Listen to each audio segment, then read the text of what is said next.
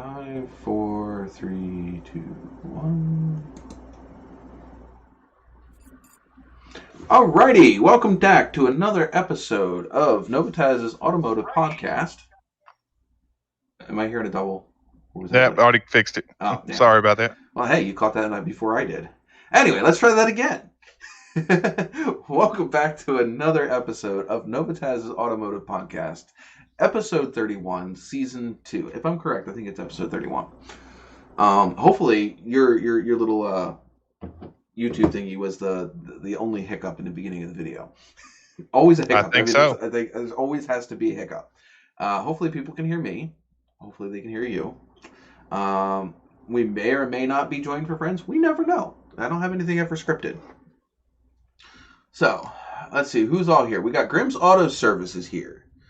I'll give it another 5 minutes, and then we will award our beginners here from the beginning points to whoever's in here right at the beginning.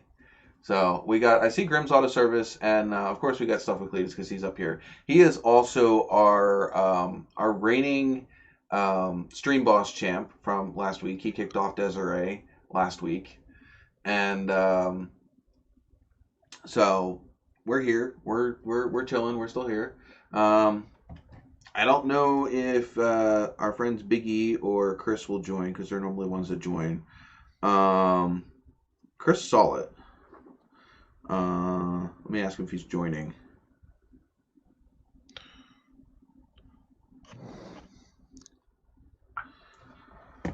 Oh, looks like Pilot popped in. Oh, and we have Pilot. Thank you, Pilot. Welcome aboard.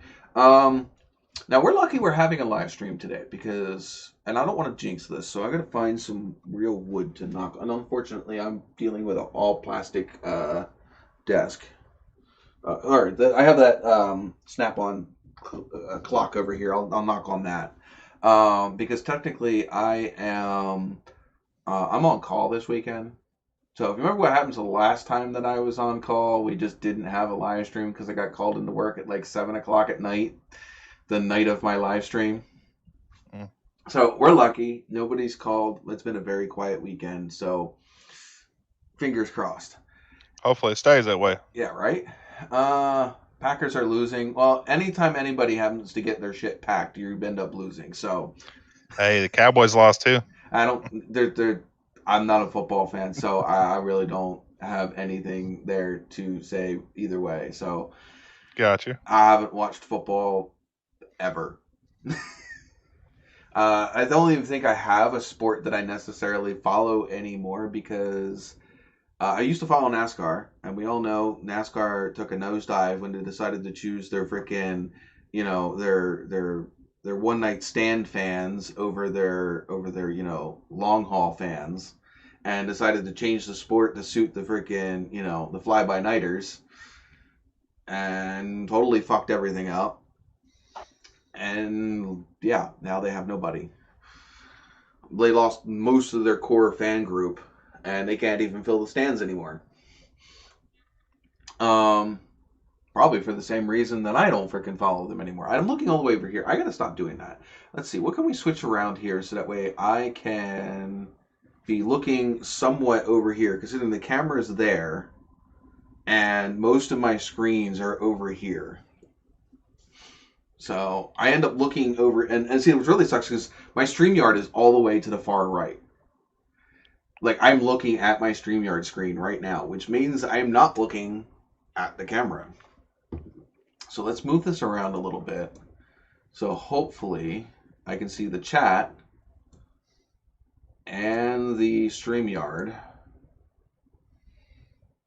more.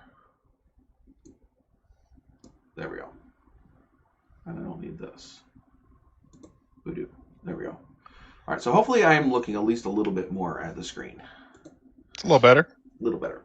Okay. Because you guys are now like right here instead of over here. I mean, like I don't even know if you guys realize it. This monitor that I have is so wide compared to how tall it is. Because it's maybe, I don't know, I'm going to say 12 inches tall. But it's like 30 inches wide. So it's a, what is it, a 29 by 1?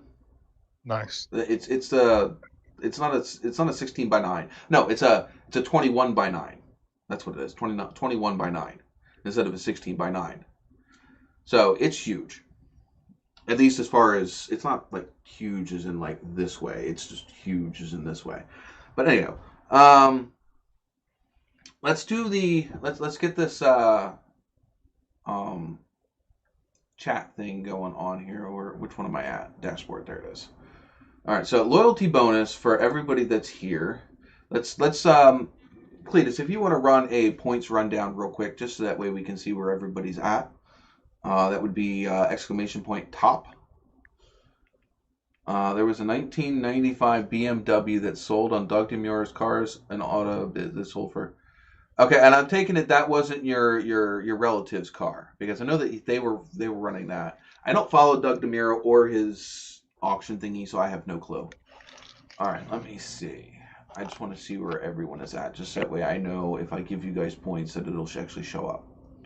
Hey, it snuck the Discord one in there. By the way, if you click on that Discord link, actually the Discord one isn't really. I mean, it's a group chat where we all hang out from that are YouTube, from the YouTube channel.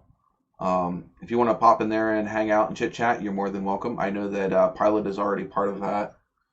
But let's see. Add points to all viewers. How much do you think today is worth? What, 1,000? I would say somewhere like 200,000. Well, no, because see, it doesn't help you anyway, because the points don't matter, and you're so far out ahead. Unless you're not getting points, it doesn't benefit anybody else. So 1,000 for everybody that's in here right now. So let's see. Well, we know Pilot's in here, and Pilot had. All right. So he should be at 16,000. So let's check this. Pilot should now be at 16,000. He is at 15,812. That's right. I only gave 1,000. That's right. Okay. So yeah, that updated. All right. So that actually worked this time. And they may actually be adding points now. How many points do I need to get on the board again? Okay. So Grim, you are at 2,095. And you are right behind Chris. Is Chris on the board? Well, we don't count me, so technically, Desiree is 10th. All right. You need well over 700 points to beat Chris, and technically Chris is 10th because I don't really count. But yeah. And to beat Desiree, she has 3,030, so you would need about 1,000 points. Which a donation will get you there. You know, shameless plug, but a donation would get you there. Ask Cletus up here. A donation will definitely get you points, because all of the points that Cletus has, probably about 90 to 95 of them came from doing donations, and he's pushing almost 80,000 points. I'd agree with that. So, yeah, if you really want to be in the top 10, the donations are the way to go. I mean, unless you're able to answer, our mystery questions and where I just give away free points, yeah, that's the way to go. Well, and then also, if you do that, then your name can be up under the screen there. Oh, yes, that's right. The boss. Thank you, Cletus. That stream boss thingy, which is right below both me and Cletus, where it says Stuff with Cletus, your name would end up there with your logo, if you have a logo, and you would stay there until somebody else knocks you off. Just be prepared for Cletus to knock you off. Hopefully Cletus will be nice and leave him there for a little bit, maybe. Maybe. I like being up there, though. I like being the boss. Yeah. There is your only clue as to what I'm drinking, because I'm not even going to show you what I'm drinking today. You're just going to have to guess. I'm going to say Guinness. Well, you don't have to guess yet. Oh.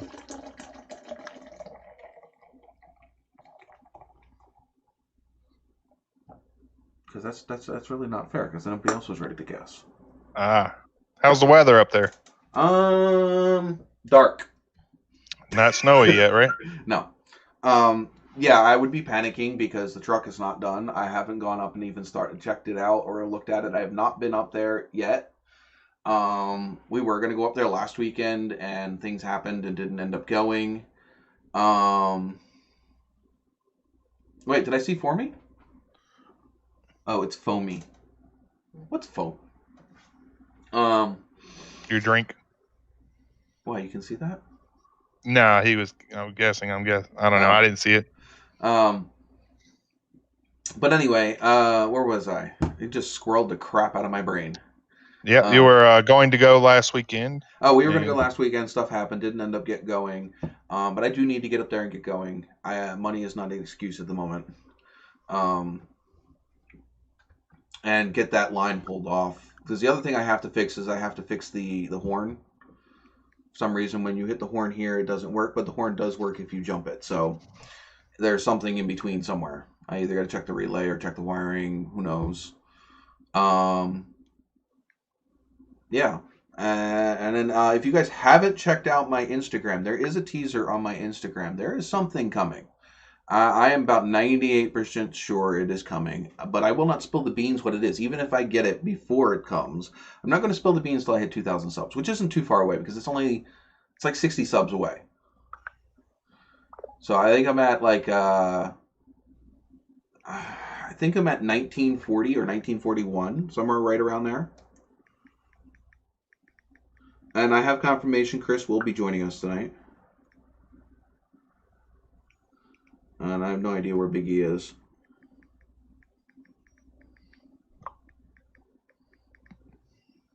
So I just gave him another nudge. But yeah, I am really close to 2,000 subs. I mean, just think about how long it's been since we hit 1,000 subs, which was what, beginning of last year. I think it was I beginning know of last since I've year. started watching, you've been steadily growing. Well, And I we honestly don't were. remember how I found your channel, but I don't know. I don't remember. Yeah, we are at 1,940 subs. I've had a couple ups and downs this last week, but we stabilized at like 1940. I think the most I had was 1942, and then dropped back down. Um, One of the perks of owning your own channel is you get to see the exact number, where everybody else sees the rounded to the first three digits. Um, so I have 1940 exactly as of right now. So at 2,000 subs, I'm going to reveal what it is that I have up my sleeve. Um, I'm not telling anybody what it is. There's a few people that do already know what it is, and they're going to keep their big mouth shut. um, but yeah, there's definitely something coming, and I'm excited. And I hope we reach 2,000 subs before too long after me getting it. I thought they could fix my Corvette, but no. That thing just needs an engine. That's it. Just drop another engine in it. You could drop an LS in that in a heartbeat. And the thing would be back up and running. Or just another freaking LT1 out of another Corvette. Geez, just about anything from that time period. A Camaro, a Corvette, they're all about the same. well, just go crazy and put you, Well, actually, no, because Tesla in it, I don't electric think motor and stuff. they didn't run those. Did they run those spider port injected LTs in Talking about the Crossfire the Crossfire in the Corvette. in the Camaros and the Firebirds? Did they run it in The, those? they did in the Camaros. I know the '83 model for sure. So then they definitely ran it in the Firebirds because anything that the Camaros ran, the Firebirds also ran. Now there's only a select few things that were in the Firebirds, but not in the Camaros, and that's only because Pontiac's stubborn and it's like, no, I got to be better.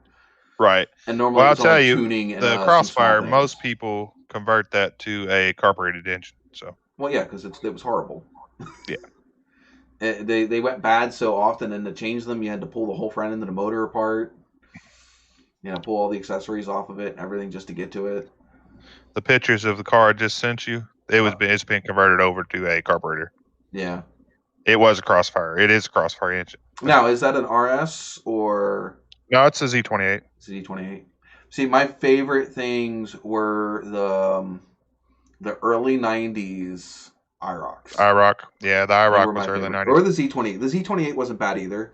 I was This not a one was fan the of. 83, so. Yeah, I was not a fan of. See, I wouldn't. As far as a stock engine trim, the earlier engines, I wouldn't want because they were still trying to figure out fuel injection and everything else in those early Well, years. when they got into the tuned port, like he's talking about, it was good. I mean, Yeah. it could have much more power, but as far as efficiency, it was great. All right, but I'm saying like the later ones, the '90s, right before they switched Yeah, over to the other body style.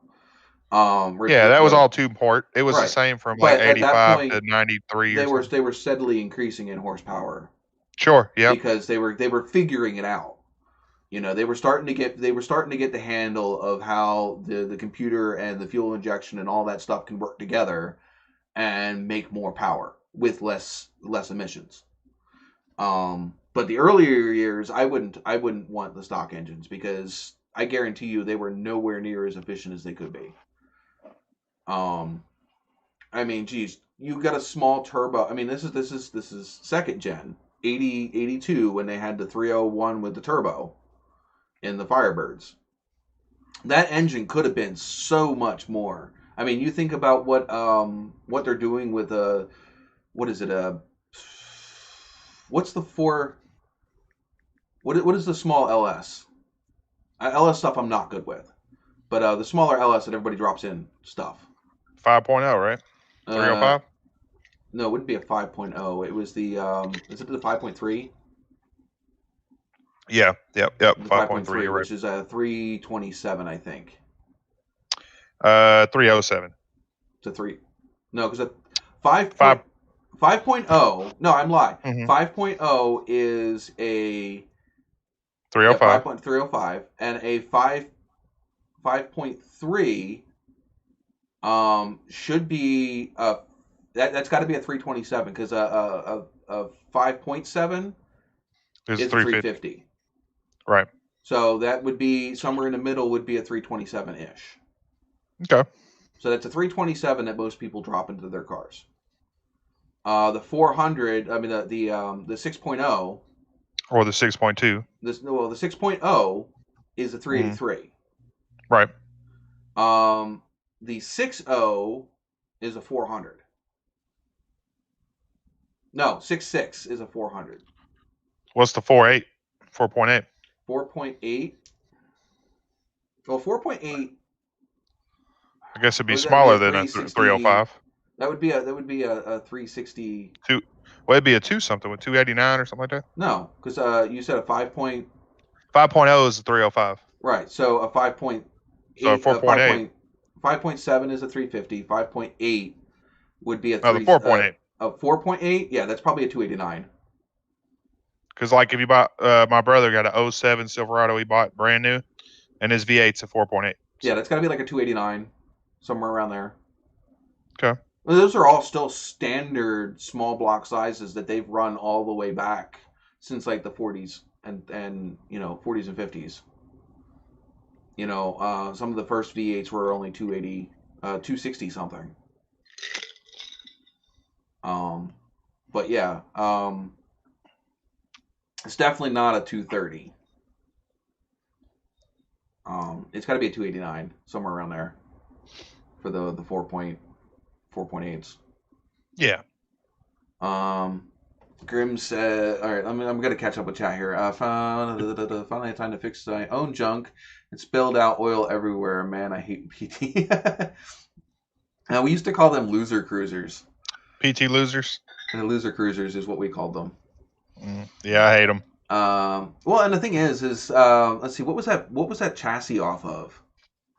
The Neon. Was it a Neon? Yep. I think I'd rather have a Neon.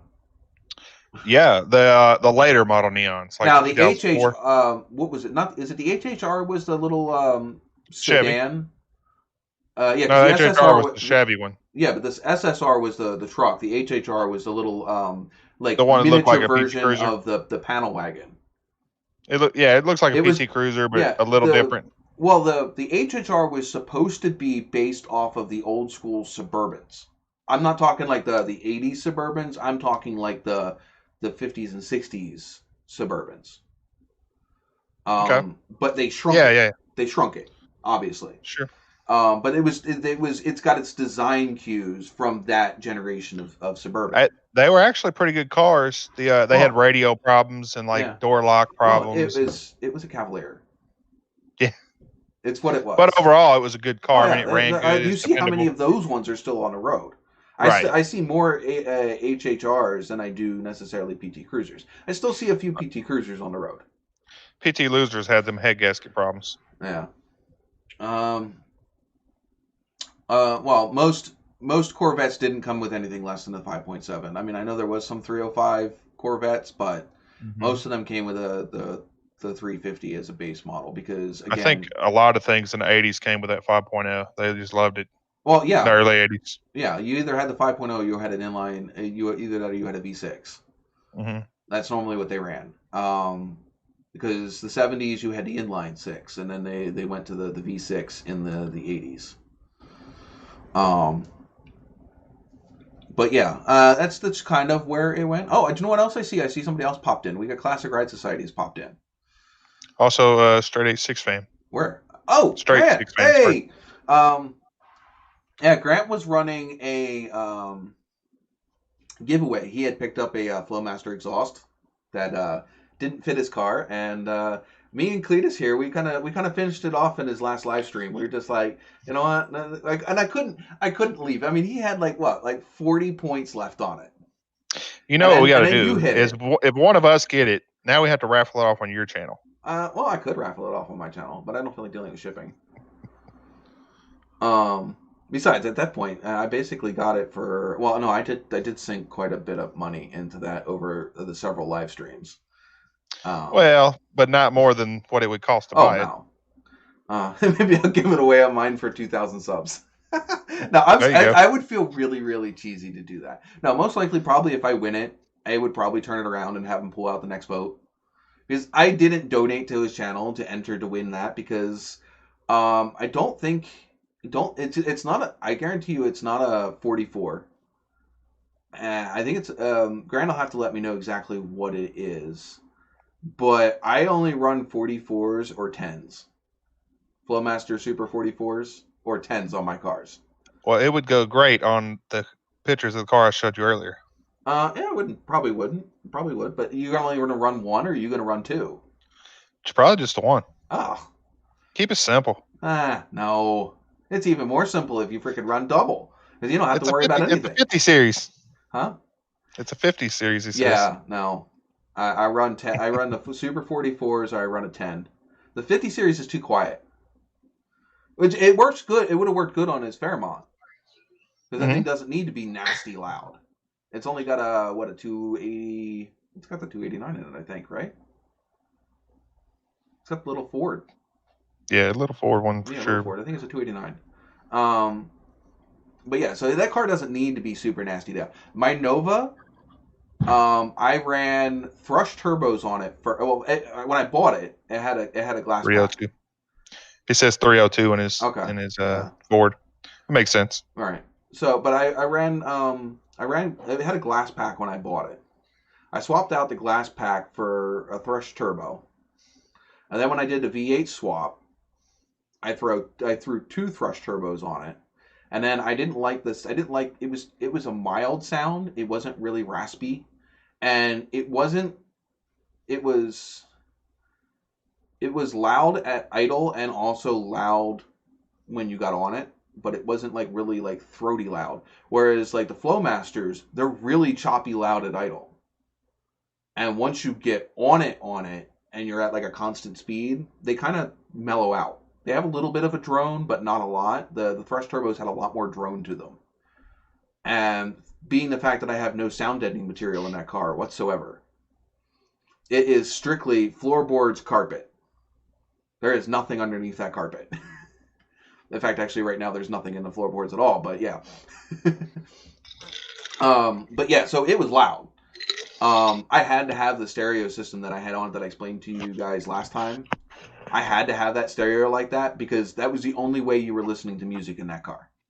Yeah. Well, We that and the wind noise because you didn't have AC, right? I didn't have AC. We did the wind noise wasn't too bad. That car did not like when you were at speed. That car was not really noisy with the wind. Um, the way the car was shaped, you had trouble getting air in the car Mm. because you only had the driver's side and the passenger side window. Right. It didn't It have the doesn't. little Yeah. vent windows, Well, it doesn't have the little front triangle. quarter windows, and there's nothing opened in the back. So I didn't have the vent wind like some of the Novas. They had the you could pop out the back quarter glasses. They Mm. had like the minivan thing where you could pop the outsides of them out, the Right. back sides of them out. Some of them came with that. It's a rare option, and if somebody finds it, I don't care if you even have a Nova, pull them off and find somebody that knows Nova parts and sell it because those are rare, Mm. and people definitely want them.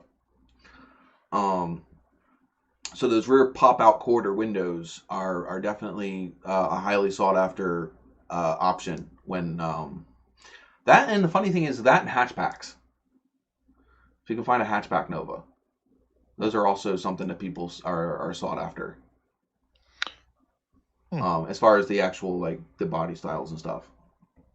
But anyway, so the unless you pull the vents down, the cowl vent that pops out down by your feet, the air comes in through the front of the cowl, right in front of the windshield, and then comes down around and pops out at the kickboards next to your feet. Um, those were the best source for air. Because everything else, as soon as you open the windows, the problem is the air comes in and has nowhere to go. So then it kind of just gets stuck.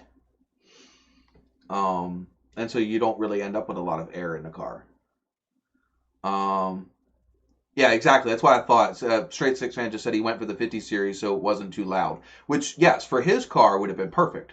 The Nova, on Yeah. the other hand, no. The Novas. I have 44s on the Nova, and actually those same 44s, the exact 44s that were on my Nova are on my TA right now, because the nice stainless steel mufflers that were on my TA were the wrong inlet outlet for what I needed because I couldn't get the pipes to line up where they needed to be, no matter how hard I tried. And I figured out that wait, the inlet and outlets are in the wrong spot. That's why they don't line up.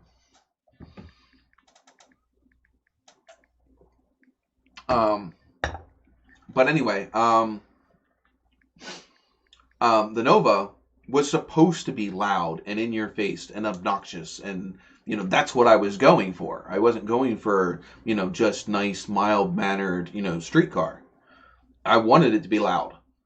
And so the 44s, I went with the 44s over the 10s because I know the 10s are definitely not necessarily street legal. They're street legal because they're mufflers, but if a cop wanted to be a dick and wanted to fuck with me for noise levels, he could. Because I guarantee you, with the setup that I had in the Nova, with a set of 10s, I would have been pushing the noise levels in some of the cities that I go to, like Reading. Reading would have pulled me over in a heartbeat. I got enough trouble in that car. I've had everything from cops pulling me over because they just wanted to check out the car. That's annoying, especially when you're trying to get somewhere. They pull you over and it's like, what did I do? This is nothing. I just wanted to check out the car. And I'm like, oh, okay. The best moment I had is I had a cop ask me to do a burnout. Do you ever have a cop ask you to do a burnout? I think I don't know. I would have to get like on video of him giving permission Well, before I did it. I think. this was before I did YouTube, so Ah. this was like most of the fun stuff I did with my Nova were pre YouTube. I didn't really start In your doing when you were YouTube. in your 20s, right? No, I was actually probably around 30 because that was 2014. It's now 2020. I'm 20. I'm 37. Old. Yeah, I'm just- I'm old.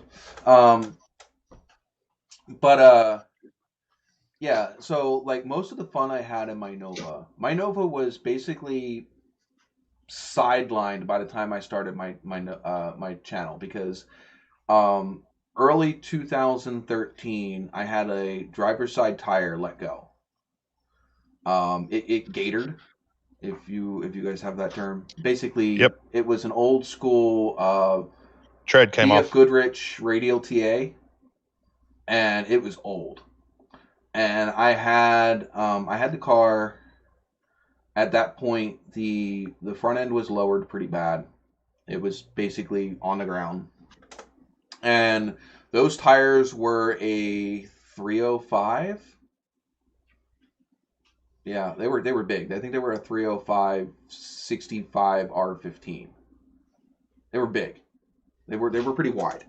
Um, and they would just barely rub on the sidewall on the inside of the fender in certain situations. So if I had a lot of people in the car or were waiting in the trunk, and obviously body roll would be a problem at the same time too. And what happened is it ended up cutting the sidewall enough between the the slight sidewall rub plus the fact that the tire was old and dry rotted. It delaminated the tire, and it ripped up the rear quarter, and it ripped the door handle off of my driver's side door. Oh dang. Literally just ripped it off. And it's funny because like normally when a tire goes, you expect it to go right, and you're just gonna, you're gonna end up losing control, and you know what I mean, because you lost the 4 or 5 inches and a bunch of tread. No, it went like this. As soon as the tread delaminated, it turned into a giant donut because all Wow. the metal bands were still there. It only shucked the tread. So which was good because I was doing a good 55, 65 miles an hour on the highway in the fast lane. I was passing somebody. I was actually on the way to a doctor's visit, and yeah, so it shucked the tire, and obviously with the tire didn't go down, so I was able to keep control of the car. We pulled the car off to the side of the road, and I looked out. I'm like, what the fuck? Because I didn't even know what happened. I didn't see it happened so quick. I didn't see the gator. I just heard all the noise. And then when the car didn't, it was really shocking because when the car didn't go down like I was expecting it to do if I blew a tire, because you heard the noise. Um, but when it didn't go down, I'm like, I don't know what happened. And I got out of the car and looked over, and I'm like, I have never seen that in my freaking life. Because I mean, the tire grew like 4 or 5 inches because instead of it being flat, it just it just turned into a donut. Um, Pilot, you need to knock on wood because you might have just jinxed yourself. The I've blowouts had that scare you. I Big know loud I've had booms. plenty of flats. We had a flat in the Kia a couple months ago. We were just driving around, and it just felt funny. It felt wishy washy, and I'm like, honey, pull over. And I could have sworn I heard a you know what I mean? And it wasn't like it blew out, but it definitely had a hole in it. And as soon as we parked, you could just see it just start going. Yeah. I'm like, yeah, Wow. it sucked. It was a brand new tire too. Well, that's what you need to do since you got two souls. You need to go on and put that on your channel and make it like a hot rod KSO. That's not mine. I have no. Neither one of them's yours? No, they're both Jess's. Oh. Jess owned the green one when I met her, and she got given the gray one when the people that had it finally paid off the loan on it and realized that the car was not worth reselling or trading Yeah. in. It had no trade-in value. It has no resale value. Right. Too many miles on it. They're pretty good cars So though. they wanted to get another new car, and they didn't have anywhere to put this one, and they didn't need it. They were just waiting to pay it off, and they're like, "Well, you guys have had it for how long? Just keep it. We'll sign it over into Nice. your name, and you can have it." Because we've been driving. They gave us the gray one when my truck went down. So when my truck went down, they gave Jess the gray one, so we both had a car.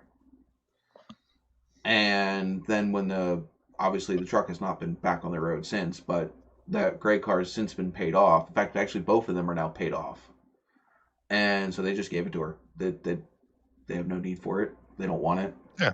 Well, they're not gonna give them anything trade in. Right, exactly. And they're That's not how I gonna, bought my soul was on a trade in. Somebody right. traded in. I think I gave them like $200 for it. Yeah, nobody cares. I mean, it's worth more than that, but Oh yeah, they're nice cars. They're worth a lot more than what you should be able to get for them right now. sure. As long as and the thing is if it hasn't caught fire yet, which is a problem with those, then most likely Really? it's not going to catch fire. No, this one's got like 210,000 miles. Yeah, Mars has got right around. They both have over 160. So Oh, that's nothing. yeah, Well, up they'll there go it for a might be while. something. Down here it's nothing. No, they'll go for a while. 300,000, four hundred And the thousand. thing is being cars up here in PA, you would expect rust. Mm-hmm. Both of these cars, even though they've been in winter their whole life, they obviously not the whole time, but even though that Sure. both of them have spent every winter that they've been on the road during the winter, um, neither of them have rust issues. Pilot says his Cadillac doesn't have a spare. Does your Souls have spares in Mm-mm. them? Nope, no Yeah, spares. We get a most new cars don't. now They just come with that little the uh, the people that gave thing us to the air your tire souls, up. right? The people that Yeah. gave us the souls, their soul has a spare. In Mm, fact, we've used that spare a few times. I have definitely used that spare twice myself. gotcha. Yeah, we just call it. Hey, can you bring the spare? I'm stuck here. I just need it to get to the place to buy a new tire. I'll give it back to you.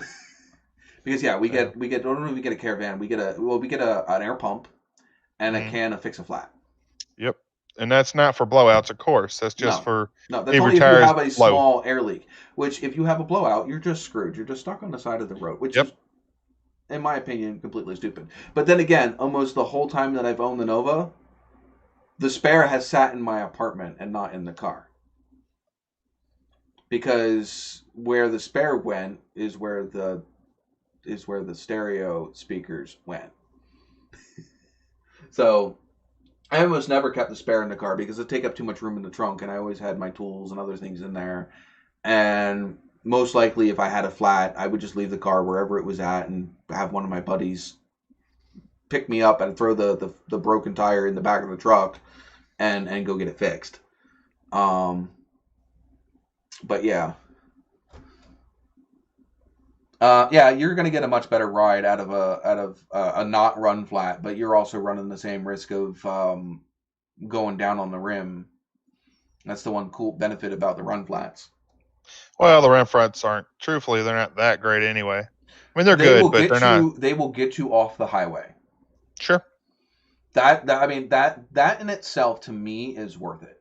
If as Mm. long as it can get me to the next exit to where I can get off the highway. Because there's nothing worse than being on the side of the highway trying to fix a flat tire or get assistance. It Of is a course, the rim flats scary, are almost scary double the thing. cost. Huh? Rim flats are almost double the cost of a normal tire. Well, what's it worth? I mean, the other thing about a run flat is if it goes flat, you're not going to lose control of the car. Sure. So it might save you wrecking the car or, getting hit or whatever. It might save your life. To me, that's worth it. Now, do I have the money for run flats? No, but nor do any of my cars necessarily would benefit from run flats, because they tend to be a lower profile tire. I mean, maybe the Kias should have a profile that's low enough for a run flat. But the Nova with a 6-inch, 5 or 6 inch sidewall in the back, that's not going to benefit from a run flat. The truck that has like a 7 or 8 inch sidewall, those aren't going to benefit from a run flat. But yeah, uh, Grant says thought he was going to need new tires on the Tacoma before winter, but what's WFH? I don't know. That's what I was thinking about. Work from home. Ah, Aha! I figured it out. that makes Do I sense. get Look points at you then? go. Do I get to award myself points for that? No, I think you gotta give that to me. Oh, okay. I think you're the least one that needs points right now. You're probably right. But yeah. By the way, again, thank you guys all that are in the chat. It's just you have no idea how much, hanging out with you guys means every week. So let me throw up this here. There you go. And what other one can I throw up there? Where's my? Here we go. That's the other one I want to put in there. There we go. Well, I'll take up some of that black negative space there. Back to my screens here. Boo-doo-doo and boo-doo-doo. Okay. Anyhow, still got the stock StreamYard things. I still like how the fact that yeah, no, it's not StreamYard. It's not StreamYard. It's NOVAtazz. You see it up there in the corner. I see it. uh, but anywho, yeah. What was the other topic we were gonna go? I don't even know where we went. We went from so many different topics already. Oh, we're all over the place. I know that That's we how we had talked normally about are, though. earlier. This is We what talked about happens when you're. earlier. This is what You happens wanted to, when your host has ADD. right, right. Well, we talked about Before we electric vehicles started, earlier, yeah, right? um, before we started, Cletus had sent me a leak for a competitor to Tesla's Cybertruck. Which the funny thing is I have known about this other EV for a little while. The Rivian. Yeah, I've seen it. It's more refined. It's better looking. Hmm. I do not know. I mean, the Cybertruck is so bad looking. The only reason people would want it is because it's so freaking far out there, and like it is like 1980s computer 3D when it first came out. But let's put it this way: is it going to be like the Aztec, or is it going to be like an older car like that nobody liked at the time but likes now? I'm sorry, but I can see no reason why somebody really, really, really would want a Cybertruck. I mean, I know there was a big hype and everybody wanted it when he launched it, but now the thing is it's been so long since he's Hmm. had that thing that now, I mean, he had to have launched it like right then because now it's old news. Sure. It is now so far old news that and the fact that everybody else has had a chance to put into R&D something to compete with it, that I think that there's going to be so many better options than the Cybertruck that he's not going to sell them. I think it's going to be one of those concept vehicles that never makes it beyond the concept. And I don't even think he ever intended it to be anything beyond the concept. Well, right now it's the lowest price one out of the It's other three trucks or whatever they're out yeah, I there. know, but it's so ugly. It is ugly. It is absolutely. I mean, it literally looks like my 3-year-old came up with it. Well, and plus the Rivian, not only does it go further, but it also says that it can pull as much as a semi truck. And the thing is with electric motors, that's not unfeasible. They pack a lot more torque in a smaller. Now the thing, it can pull as much as a semi, but the difference between a gasoline engine and an electric engine is the more power you demand from it, the 10 times more increasing. It wouldn't be fuel because technically, well, it would be technically fuel. It wouldn't be fossil fuels. It would be electricity. Sure, it'd be fueled by The electricity, hell of a right? lot more it demands from its fuel source. For sure. Having to run all four motors for sure. Well, yeah, and it's not even just even if it was just running one. There was a really good explanation of this from. Do you know the channel B is for Bill? Hmm. He blew the engine in his Ferrari boat. They took it. They went to took it down from Portland, and they took it out to the ocean and went to came back. And when they went to come back, their I don't know starboard or whatever. I don't know what side it is, but the right side engine, um, it blew. Dumped a bunch of. I want to say most likely it was a head gasket. He had his engine oil looked like it looked like pea soup. You know, it's that mudslide consistency, which means he got water inside the oil. And I don't know exactly how diesels work, but I'm going to assume it was a head gasket. They Um, work the same. They just don't have spark. right. Well, I'm not familiar with diesels as much. I know the concept of how they work, but I See, I'm don't the know other if way they. around. That's what I went to school for instead was Yeah, diesel. I didn't know if they have other water jackets or something else that Not really. the most common thing for you get to get water in a crankcase in a gasoline engine is a head gasket Hmm. minus a crack in the block. Right. Same thing. Okay, I didn't know if they had other extra water jackets somewhere that would might and newer engines I'm not familiar with either because sometimes they have extra water lines that connect stuff and different things. Well, I would say in a gasoline engine, if it's an older school engine, it might either be the intake or a head gasket. Yeah, yeah. An intake gasket could go on and they went pretty often as well in an older engine. the intake gaskets go. Especially the mid '90s When they well GMC engines when they or had GM engines. no, I'm saying even earlier, the 70s, when they started Oh, going aluminum intakes, mm-hmm. and you had the cast iron heads and cast iron block, the heat cycles would make the intake gaskets go, Makes sense. because the cast iron would expand at a different rate than the aluminum, and it would cause a failure point. Mainly compilated with overheating. Sure. But and the same thing with a head gasket. Either you're going to end up with compression issues, which would blow a head gasket, like Cletus has happened on his LS all the time. Yeah, Um, I've seen that. yeah, where he's got so much compression built up, and he's building so much boost that it literally lifts the head off of the studs. It expand. It has the studs expand just ever so slightly, and that's what causes that. But you can also have a head gasket fail due to heat as well. Um, but yeah, so he had the engine fail in the Ferrari boat, and he was coming. He was talking about different things he wanted to do. Um, he wanted to stick electric engines, Tesla motors, in his boat. And the reason why he decided not to go that way was what I was telling you. He was talking about how many gallons per minute each one of the engines run, and how far you can go depending on whatever. And one of his things he was saying is, like diesel engines, why the reason to use diesel engines, because he used so little fuel per Right. hour. So they produce the most power, plus also they use the least amount of fuel. The gasoline engines would have to run at a higher RPM to meet the same power as the diesels, and also they burn more fuel. But you have the cool factor with a bunch of 454s in your boat. The sound of a nice Texas Speed 454, in your Ferrari boat would be a nice little sound coming out of that thing.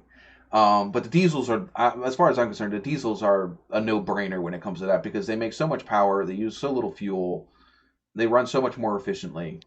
Yeah, they use the same amount of fuel idling almost than they do Yeah, under that exactly. load And anyway. the diesels also, you could run them at max RPM for Ever. forever. You run Yeah. a 454 at max RPM for hours on ends. It's not happy. Right. It'll eventually shake itself loose. Pilot says you don't want to overheat a Hemi because it drops the valve seats into the pistons. Ooh, yeah, that doesn't Which, sound good. the only Hemi that I've ever worked on had 16 spark plugs. Yeah, because you have 2 spark plugs per cylinder. The Yeah, newer ones I still didn't are the like same working on way. myself. And the thing is the newer ones, like in the Dodge trucks and stuff. I mean, it's cool to say, hey, I got a Hemi in my Dodge, but the Hemis were so tiny in those new trucks that it almost made it not worth. You Were weren't they getting. true hemispherical engines or whatever? Yeah, well, Or are they just called Hemis? they were true. They were Okay. actually Hemis, but they weren't Hemis as in the old school Hemis, but they were still Hemis. Right. They still had the double spark plugs in each, but the thing is the cost. The power you were getting from them compared to the similar size regular V8? Magnums or whatever. Yeah, I don't see how they were worth it. It was Well, just if you ever I've had got to a Hemi, replace it, it wouldn't be. right? And they do fail. Yeah, So. and yeah, you got to do a tune up on them at some point. Mm-hmm. And yeah, it's not something that I would want to do. Now, like I said, it's not like the old school Hemis where they needed that cylinder head to make that much power. They were making a shit ton of power out of those engines, which they wouldn't have been able to do with a 2-valve engine. Right. They needed that much. I mean, that's the thing. The Hemis came out because they needed to move a lot of fuel and a lot of air very quickly. And so you have 2 intakes and 2 exhaust valves in every cylinder. So you're moving air. And the more air you can move, the more power you can make. What is the main restriction with most of our engines we have today? How much air you can move in and out of the cylinder. Why do we stick big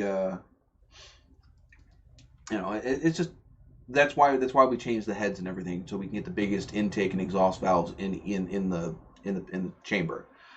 Sure. Um, if I wouldn't have put the 305 heads on my Nova if it didn't have the 202 intakes, which is the same size intake, that swap wouldn't have worked. It wouldn't have been a benefit to use the 305 heads on my 350 if it didn't have that big intake valve. Because you can't move air. It's smaller CC, but you're also dealing with smaller valves. It would have just choked itself out. But yeah, back to the B is for build thing. So he the whole reason he said he would have gotten a 20-minute runtime out of two full sets of Tesla batteries. So the same ones that would be in a regular car, the whole bank. So he would have to have two banks of Tesla batteries to run one engine, one motor. So he's going to run two motors and two full banks, which is you run what? They run two or four motors in the Tesla cars. I think the SUVs have four, but most of them only have two, right? Yeah, they have or one. The They'll run a one cheaper, wheel. like the $30,000 ones, have one engine or one Okay. motor, and then the S model stuff has two motors, and then Okay. you can get four motors now. So Yeah. But yeah, so running a single motor and running two motors in the boat, which is one motor per prop. Um, and then running a battery bank for each one, he would have gotten like 20 minutes. wow, 20 minutes, and then he would need to be he would need to he would need he said he would need like 24 hours to completely fill those batteries back up that's crazy. because of the being two banks, because they're about 13 hours per bank. Wow, Not to mention having enough amperage somewhere to plug in to charge those batteries. Like he could charge both of them in 13 hours, but where are you going to find the amperage? well, they don't make Tesla chargers for boats, so he Right. could just pull up to a Tesla charger, Yeah, in the middle of a parking lot right? in a Which charges landlocked. in 45 minutes, but Right. yeah, Well, not from completely dead, hmm. because you got to think it's 20 minutes dead, Right. no power. Um, but yeah, so he's like, it would take like 12, 13 hours to fully charge. I think the 45-minute chargers are just to top it off. I don't know. I think they may. Well, for as far as Tesla now, as other I cars, I can't. think it takes longer. But Yeah. See, I can't sit here and I don't can't say I know enough about that to say this is what it is. I don't know Um, enough to be certain. But I yeah. think it's a full charge But from what he for said, Tesla. from his thing, because he talked to an EV guy, he talked to a Sure. guy that they literally retrofit cars for EV. That's what they do, and they do everything from your daily drivers to sport and muscle applications, if you can call it muscle. I've Sure. seen the EV Mustang, the old school Mustang converted to EV. I've seen it. It's a Hmm. fun, neat little thing. But again, the exactly what B is for Build also said. The problem is, actually no, this wasn't B is for Build. This was, who did I see this from? Um, who was I watching? I watched one of these videos on this California thing that's going on, which is the next thing we'll roll into. Sure. Um, but I was watching it on there, and they said that the reason why this person doesn't think that EV is going to be the replacement for gasoline cars. It's an alternative. I don't think it's going to Hmm. necessarily be the replacement, and for the same reason, distance, and also there's not enough power. We cannot generate enough power for everyone to have an electric vehicle. Well, they do have like solar power. I'm sure they could do it, but we're not ready for it They're right now not for sure. efficient enough to where they are consuming less power than they can be charged back. Well, the biggest problem with them is how they make the batteries and then the cobalt and all that they need. Well, yeah, and It's just that gonna be goes hard back to find. to the same thing that I was talking to you about. We talked about here on this channel the other day when we were talking about the Gremlin. You know, EV cars are not green. They are green. You can argue that they're green once they're built. As far as emissions output, they are. Yes. But to build them, no, they're not. No, they're not. The amount of freaking damage they do and the amount of resources, I think that the resources to make the batteries is actually more scarce than the oil that we have. Yes. So, at that point, until they come up with something new, I agree with you. It's not going to be a direct replacement. That's not the end all be all solution. It's going to end up being something that's a more renewable source. I mean, we thought hydrogen was going to be it in the 80s and 90s. Yeah, but they haven't been able to find an efficient way to. Well, it's volatile, but the thing is you can shoot a natural gas or hydrogen container as well, and it won't explode. The force of the gases coming out will put the fire out. It won't explode.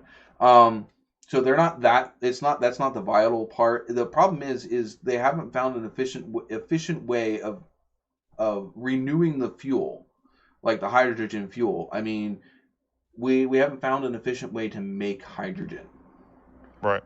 To where everybody can be on it. That's the same thing with electric.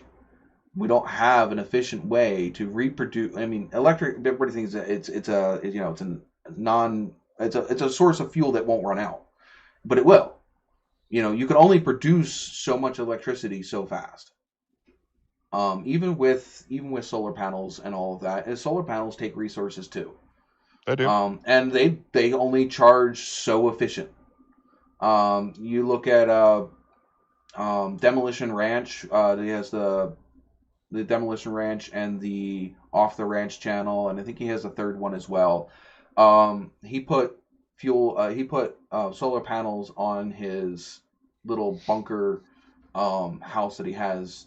That he basically it's like I'm gonna say it's like a barn for doing his Demolition Ranch videos that he can store guns and props and stuff in for down where he shoots his videos, because it's not up near the house.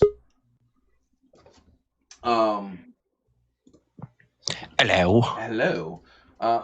So he has them, and you can see how many watts it produces. He has quite a few panels on top of that building.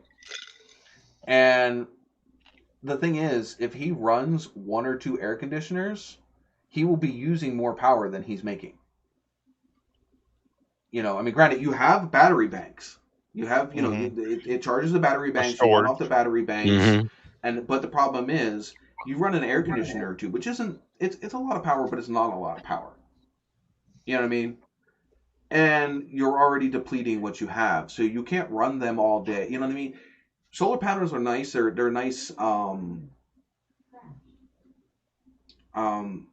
They're a nice. I wouldn't say commodity, but no. They're nice. They help. Solar panels have came a long way. They the way they're building them now. The guy that builds Tesla cars, he has the ones that are roof shingles. Right. And they'll run a house no problem. Right. Like they're not even connected to the grid. So. All right, but again, it's a lot of money. But the problem there's quite a few of them. But again, you also have the thing. If you're in an area like up here in the Northeast, where we have more cloudy days than we have sunny days, it won't work as well. Right. And that's the same thing with these EV cars. You have distance. You have they can only run for so long before you got to stop and charge them. Okay, so you have long distance travel. They're not going to be good for that. Nobody's going to want to have to stop for a minimum, like you said, 45 minutes. Right. If you can find a Tesla charger. Yeah. Or B, or B, longer if you don't have a Tesla charger. They only have like a 150 to 250 mile range. No, the newer ones go about 300. Okay, so it's still about the same. We would not have been able to take a Tesla up to Massachusetts the other day. Right. No. Unless you knew where all the Tesla chargers were. Right. And even then, yeah. Well, now there were more up in Massachusetts than they are down in our area. I'm sure. But then again, those are small communities. You can get from the big city to Salem in 10, 15 minutes. So I mean, I can understand, all of that. But the thing is, it's not. Electric engines are not mainstream. They won't be. They'll be good for a majority of the people, but they won't. I mean, a minority of the people, but they won't be good for the majority. Well, and like I said before, they're still. I mean, they're getting older now, but they're still fairly new. And the way Elon Musk is working with them, he converted Australia. All their power now is off his system that he built for them. So they're all off solar panels, but of course they're right on the equator, so they get plenty of sun. Oh yeah, they get. Yeah, geez, it's always freaking. It's hot and miserable gasoline there. Will never replace. Right. It's a fact. Gasoline will get replaced. Eventually. I don't doubt that. Eventually. You just don't think electric's going to be the one to do it. No, I don't think. Not in its current state, for sure. No. Besides, I think that they're going to end up running out of resources before it does become. I think that they are going to end up running out. Especially with the way that they're all ramping up battery production. Mm-hmm. They're going to strip the earth of everything that it needs to make. And this isn't just electric cars. Between the cell phones and everything else that is using these chemicals. Well, not to mention hybrid batteries as well. Well, yeah. So you got the hybrid cars as well. So that's another thing. So you got cars, you got cell phones, you got all the lawn and garden equipment stuff that's now freaking with these batteries, all your power tools. I mean, the thing is, it's great to not have your impact driver plugged into an airline into a wall. Sure. But the thing is, what I don't get. Okay, so how much fuel are you burning, or whatever? Even electricity for the electric air compressors. Mm-hmm. What do you think is more efficient? The electricity you're using to fill that air tank, or the electricity in the battery packs for all of these battery powered tools? Mm-hmm. I don't know. I can't say. I can't say that the wall mount is the wall powered air compressor is going to be more efficient.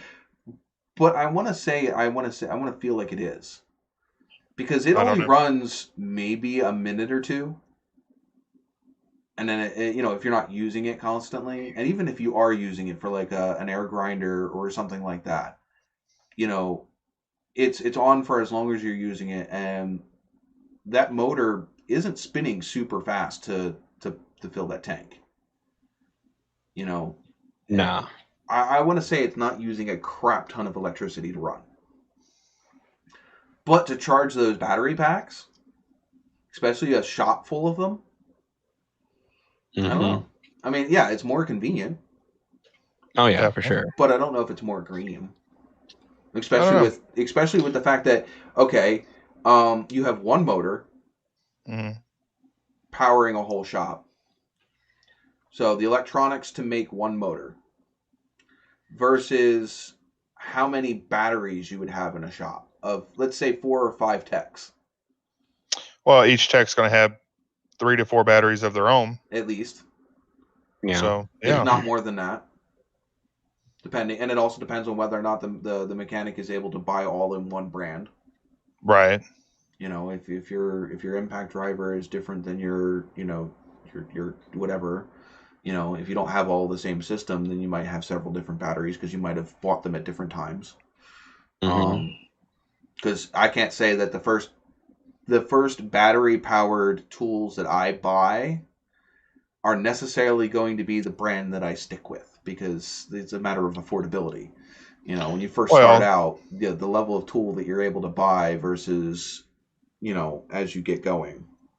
I know mine are all the same brand, but that's mostly because I don't want to have a bunch of different batteries. I want one battery to grab. But I got a question. The brand that you are buying now, if you start making money, would it be the brand you keep buying? Probably. It's a good brand. Milwaukee? DeWalt. DeWalt.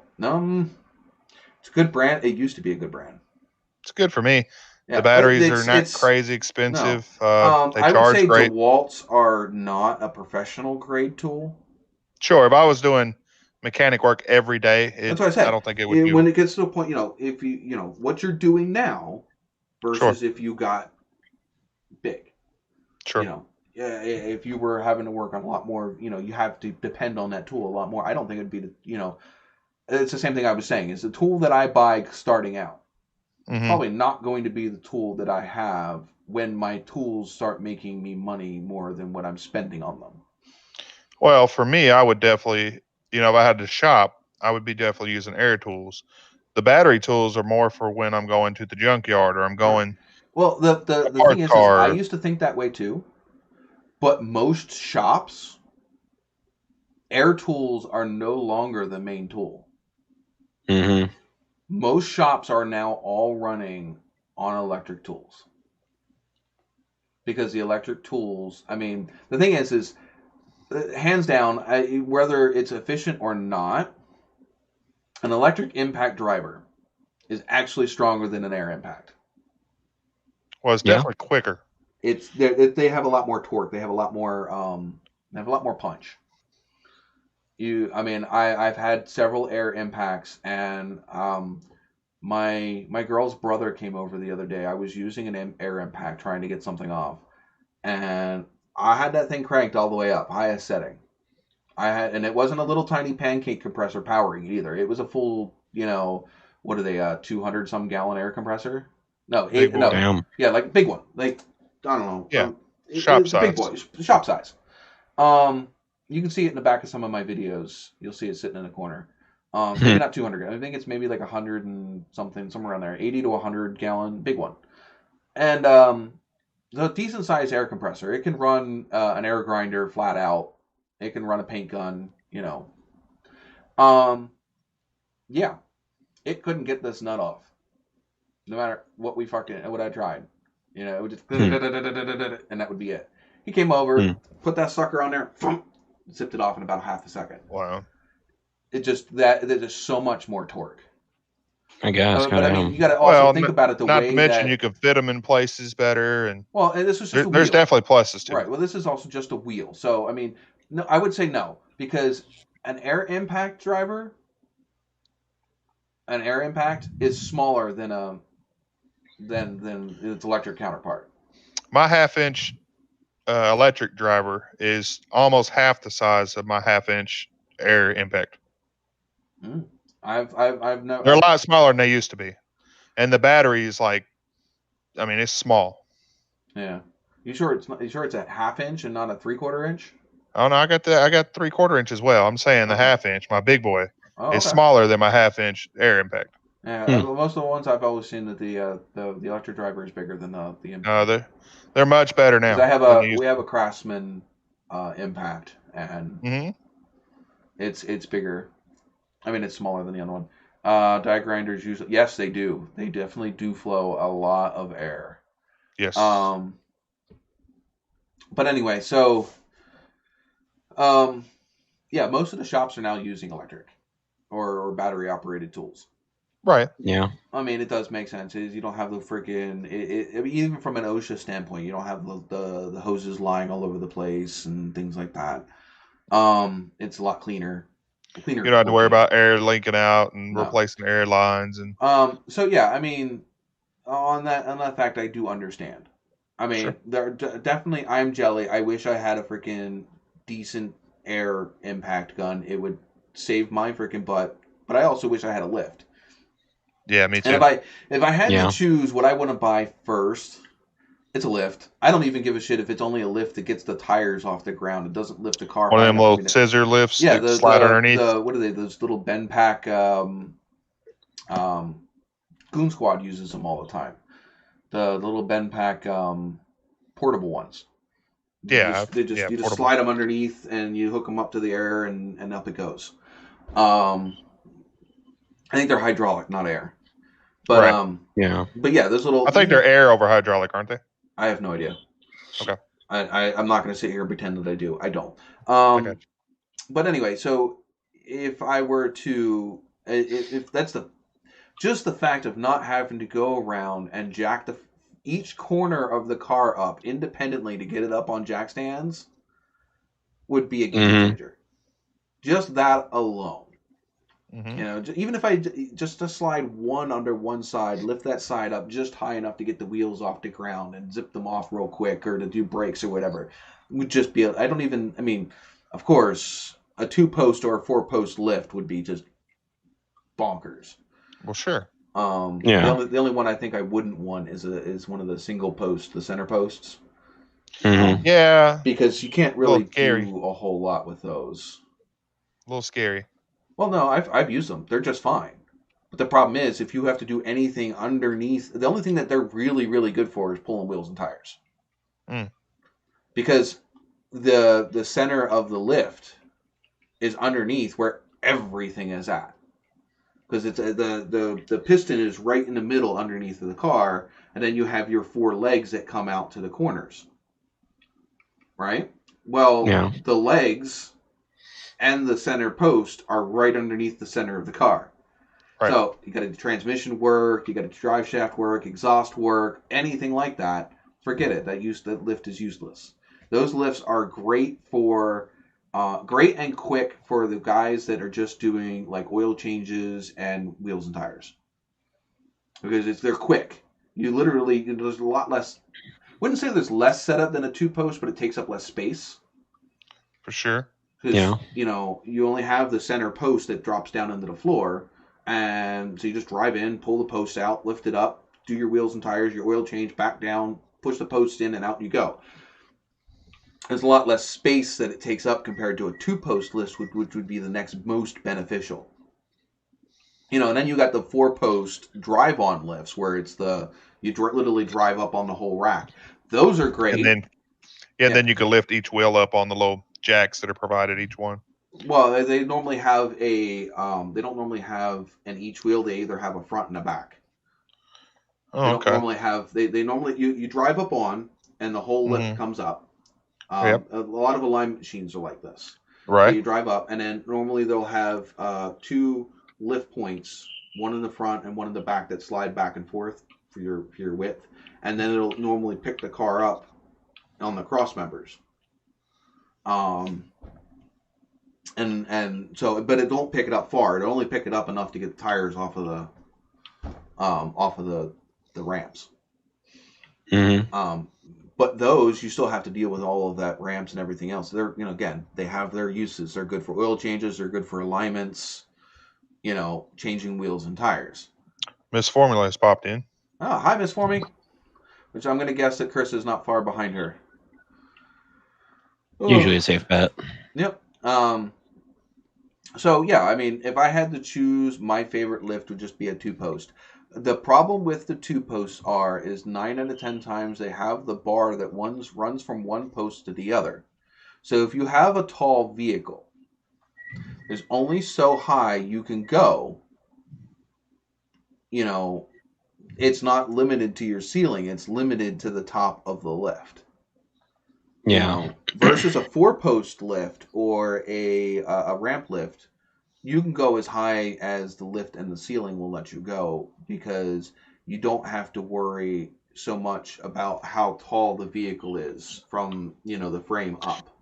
Well, and then balance. I think the 2-post, they don't want to go too high up because the way it balances. It balances. But the thing is, what I'm saying is like, I'm not talking about how high the vehicle is up off the ground. Right. It's how you only have so much space depending on how tall the vehicle is. How tall your vehicle is, right? To the top of the vehicle, because they have a cross base that runs across a cross brace that runs across the top of the lift that also transfers your hydraulic fluid from one side of the lift to the other. Yeah. All of the pumps and the motors are on one side, and it transfers the hydraulic lines up across the top and down to the other post. Right.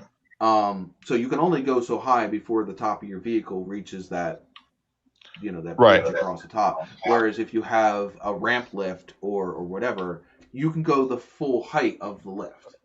Right. As long as you're not worrying about ceiling clearances. Right. Which is one of the things we ran into. If you have a 2-post lift, isn't nearly as fun if you have a big van or a truck, or something that has, some decent height. Obviously you can lift a car a lot higher than you can a truck because the body of the car is a lot lower from the frame to the top of the roof. So even though you have this nice big tall ceiling shop and whatever, you're still going to end up crunching underneath of a truck because with a 2-post lift, because you can only lift the truck so high before it reaches the top of the crossbar. Some dealer had a Yep, I saw that C8 fall off the lift. Ooh. Yeah, yep. And I've seen so many cars fall off lifts, and 90% of them are just people have no idea where to pick cars up. I've seen people picking cars up off of the pinch welds on the side of a car.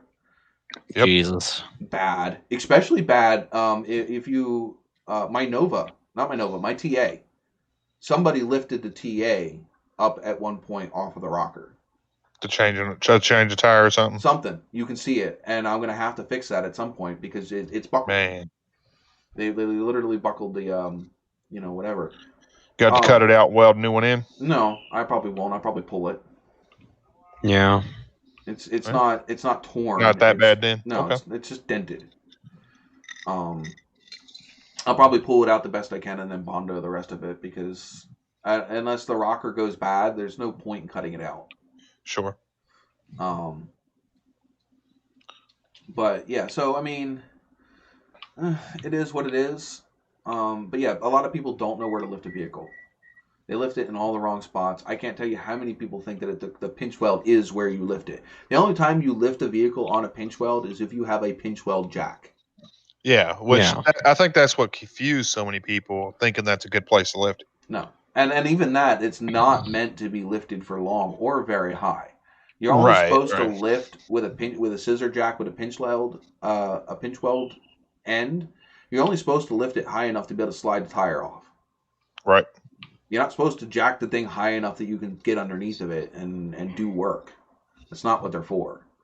But yeah, I think a lot of those incidents happen where people just don't understand, or they'll lift it up and they'll remove something and not think, all right, I'm taking this much weight out of this part of the car. Is it now going to be off balance?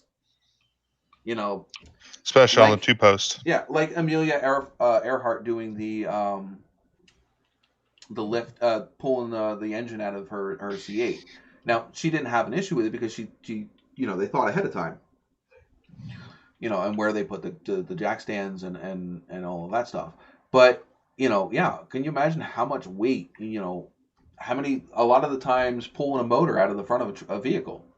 Mm-hmm. The whole vehicle just goes backwards because you like the Hondas where you drop your A-frame and drop it out of the front. You just changed your whole center of gravity. Mm-hmm. Though I think it would be less drastic with a Honda versus something like a Camaro or a V8 like a vehicle. Honda Odyssey or something where it's a van. It's definitely it's pretty long anyway. Yeah, they're pretty long, and most of the weight is in the front. So as soon as you take that weight out, it's going to go backwards.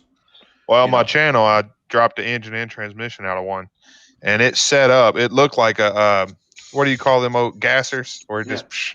And the thing is and this is funny because on my way out to take my kid to his babysitters, there's a black 98 to 2002 Firebird. It's not a Trans Am. I can dare you it's not a Trans Am. It doesn't have the right hood. I think the most it could be is a Formula. Sure. It might be a Formula. It's got the flat bubble nose hood without the scoops. It does have a rear wing, but it's not big and aggressive like the Trans Ams. So I want to say maybe a Formula. No, it could be a 305 car. But it's definitely not a Trans Am. It could be a Formula. Formula still had the V8s, and they did have a little bit of an aero package. This car is not completely, bubble nosed. Which is what I call the base models. They're got the little point on the front. Yeah, the base models are fugly. I can't stand them. But yeah, it's not a full base model, but it doesn't have the vented hood, it doesn't have the big wing in the back, and it doesn't have the ground effects, which means it could be a Formula. Formulas didn't have the big aero package. But you can tell this car doesn't have an engine and trans in it. Because the front end is all fucking sitting up in the air like a fucking Lamborghini with the freaking, the curb lift. You sure it's not just the gasser? No. It's a stripped out car. You can tell. but it's out for sale. I drove There's by your it next the first build. time. Huh?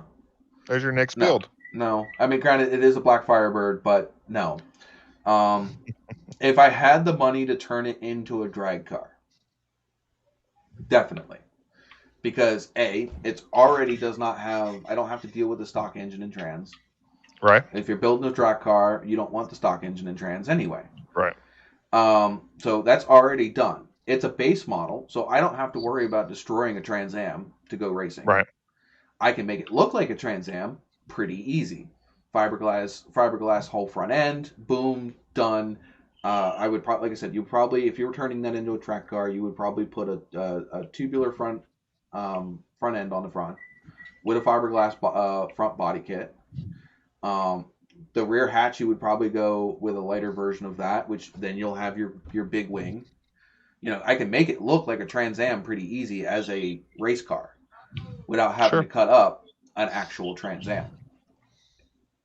You know, you're going to gut the interior out of it anyway. You're going to, you're just the exterior looks. So why would I want to destroy an actual Trans Am to do that? You know, that's like me. I never wanted to necessarily take my Nova drag racing to that extent because I didn't want to destroy the car.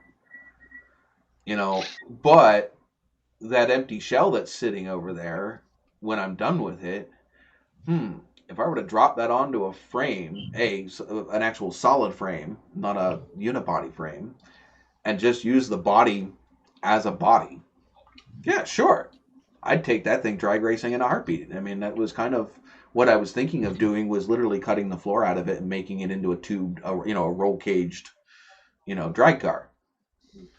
Mm-hmm. But that takes money. Yeah. Excuse me. But yeah, so that car, would be a great weekend race car. Pick it up as long as he doesn't want too much for it. I mean, granted, if he wants like freaking $2,000 for that car or $1,000 for that car, forget it. He wants $500 for that car, sure. Pick that sucker up. Go find an iron block, 6.0 out of something in the junkyard. Throw that in there, and go with that, and then upgrade it as it breaks. Mm-hmm. And obviously as it breaks and you replace it with better and better parts, you're going to finally start upgrading like the interior, put a roll cage in it and things like that. Stronger rear end. But for for going as far as that's a great entry level. There's a lot, there's not as much work you have to do because half of it's already been done for you. And again, you're not destroying something that's, the base model Firebirds are a dime a dozen. Sure. Maybe they'll come out with an all-electric version so you can drive it in California now. No. Gross. They can come out with an all-electric version, and that's fine. Well, I was making a segue to the California going all electric in 2035. Yeah, the bill did pass. That was our next subject. So, but yeah, so yeah, you have this what I came across the other day, where apparently California is banning new gasoline engines come 2035. So there will be they will not be selling any gas-powered vehicles new in California after 2035. And now that California has done it, I guarantee you other states will follow. Oh, yeah. But again, the thing is I see it failing eventually. Will it fail right now? Probably not. But come 2035, I don't see them being able to keep that promise. Nah. I have a feeling they're going to get there and they're going to realize that electric vehicles are not the beat-all. And that they're going to have to renege on that promise. And it's not the first time that California hasn't tried to do something drastic and have to freaking backpedal and fix their mistake. Well, me being optimistic, maybe it will push innovation and we will come up with something else. I don't know what we'll do about 2035, but we'll come up with something else other than electric or gas. I don't think 2035 will be far enough out to fully convert. Well, not only convert it, but also have it out to the public. Well, So not only come up with a design, test the design, but have And it out have it where everybody mainstream. can use it. No, I don't see it happening. I don't. Right. I don't see it to the point of banning all sales of gasoline engines. No. That's the key. Now it is new cars, so you could buy but the thing is, older ones. The thing is, to only have available to the public electric vehicles by 2035, they'd have to have the infrastructure to deal with it. Sure. They have to have the supply of vehicles. And they also have to overcome the other things like long distance travel and things like that. Because, God forbid, if you're traveling from one end of California to the other. Death Valley, right? I'm just saying through north Death Valley. I don't know. Oh, north-south. Okay, I got you. California is a lot longer north to south than it is east to west. East to west, you got to go through Death Valley, though. That's what everybody thinks of, where you're driving with no gas stations. Like, say you're going up the coast. Sure. Again, you're running into the same problem. I'm driving. I'm 300 miles in, which is only, not even 3 hours. Okay. Into driving somewhere. Now I have to stop and wait somewhere for an hour before I can continue driving. I'm sorry. That's just, I don't. Doesn't compute with you? No, it doesn't. How you're going to basically mean people can't travel. It's great for electric vehicles in cities. Mm-hmm. Yeah. I have no problems. That looks, you have a lot of cars parked into a small space. Getting rid of emission gas burning vehicles in a city, not banning them, because I'm not going to want to come from outside the city in the country where my gas vehicle is more efficient and a better use to me, to not be able to go in the city, to where I got to park my vehicle outside the city and take, no, I'm sorry, no. But if you want to live in the city, sure. I could see if they made it an incentive to have an electric vehicle. Sure, especially in their bigger cities, Los Angeles, San Diego, to where Francisco. you are, instead of banning something, make something more convenient to use. Well, give an incentive, like exactly, make it your state taxes are where it's less, a tax break or a parking break. where you don't have to pay as much for parking, or something, make like a lane for electric vehicles or something for driving. Yeah. I think that's BS, but yes, something. I'm just saying something because honestly, if you're looking at this from an environment standpoint, you want them gas-powered vehicles getting where they need to go quicker than you do the electric ones. For sure. Because the quicker they get to where they're going, the less fossil fuels they're burning, and the less they're polluting your city. You don't want all the gas-powered vehicles stuck in freaking traffic. And they're idling, And the electric vehicles get the by lane. Well, what most people don't know, or most people haven't paid attention to, most or a lot of new vehicles are hybrid. Now, they're not hybrid in the sense that they're always have the battery there, but the auto stop feature that they have when they pull up to a stoplight, it kicks on the battery. Yeah. So it's a hybrid. It doesn't kick on the battery because it's not, you're making it different. There is no that car is not running on that battery. The battery's always on. What it's doing is it's just kicking off the engine. Right. And then it goes to the big battery that's because the actual starting battery, it looks like a lawnmower battery. Well, the newer car. That's just for the but that's still the same. Honestly, though, that's not much different than any car that's out there all the way back from the 40s and 50s. Except for they all did it off of one battery. Yeah. But the thing is, there's nothing running off of that battery, but the normal electronics that are in your car that if you just switch the key to accessory would be running anyway. Right. That car is not running off of the battery. It's just not being charged. As soon as you start to go, or if your AC is all the way up, it'll kick it on. It's not charging. Well, your AC can't run without the engine running because it's powered by the engine.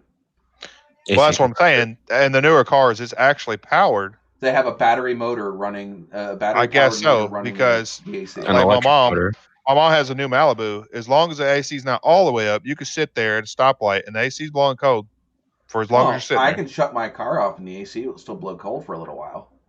No, I'm saying it could sit there. You can sit there for 30 minutes. It'll still be cold. Yeah. Well, it's got an electric motor for the AC pump. That's a new Malibu. So, and it's not the hybrid; it's the regular. But yeah, well, it just means it's just like an electric water pump.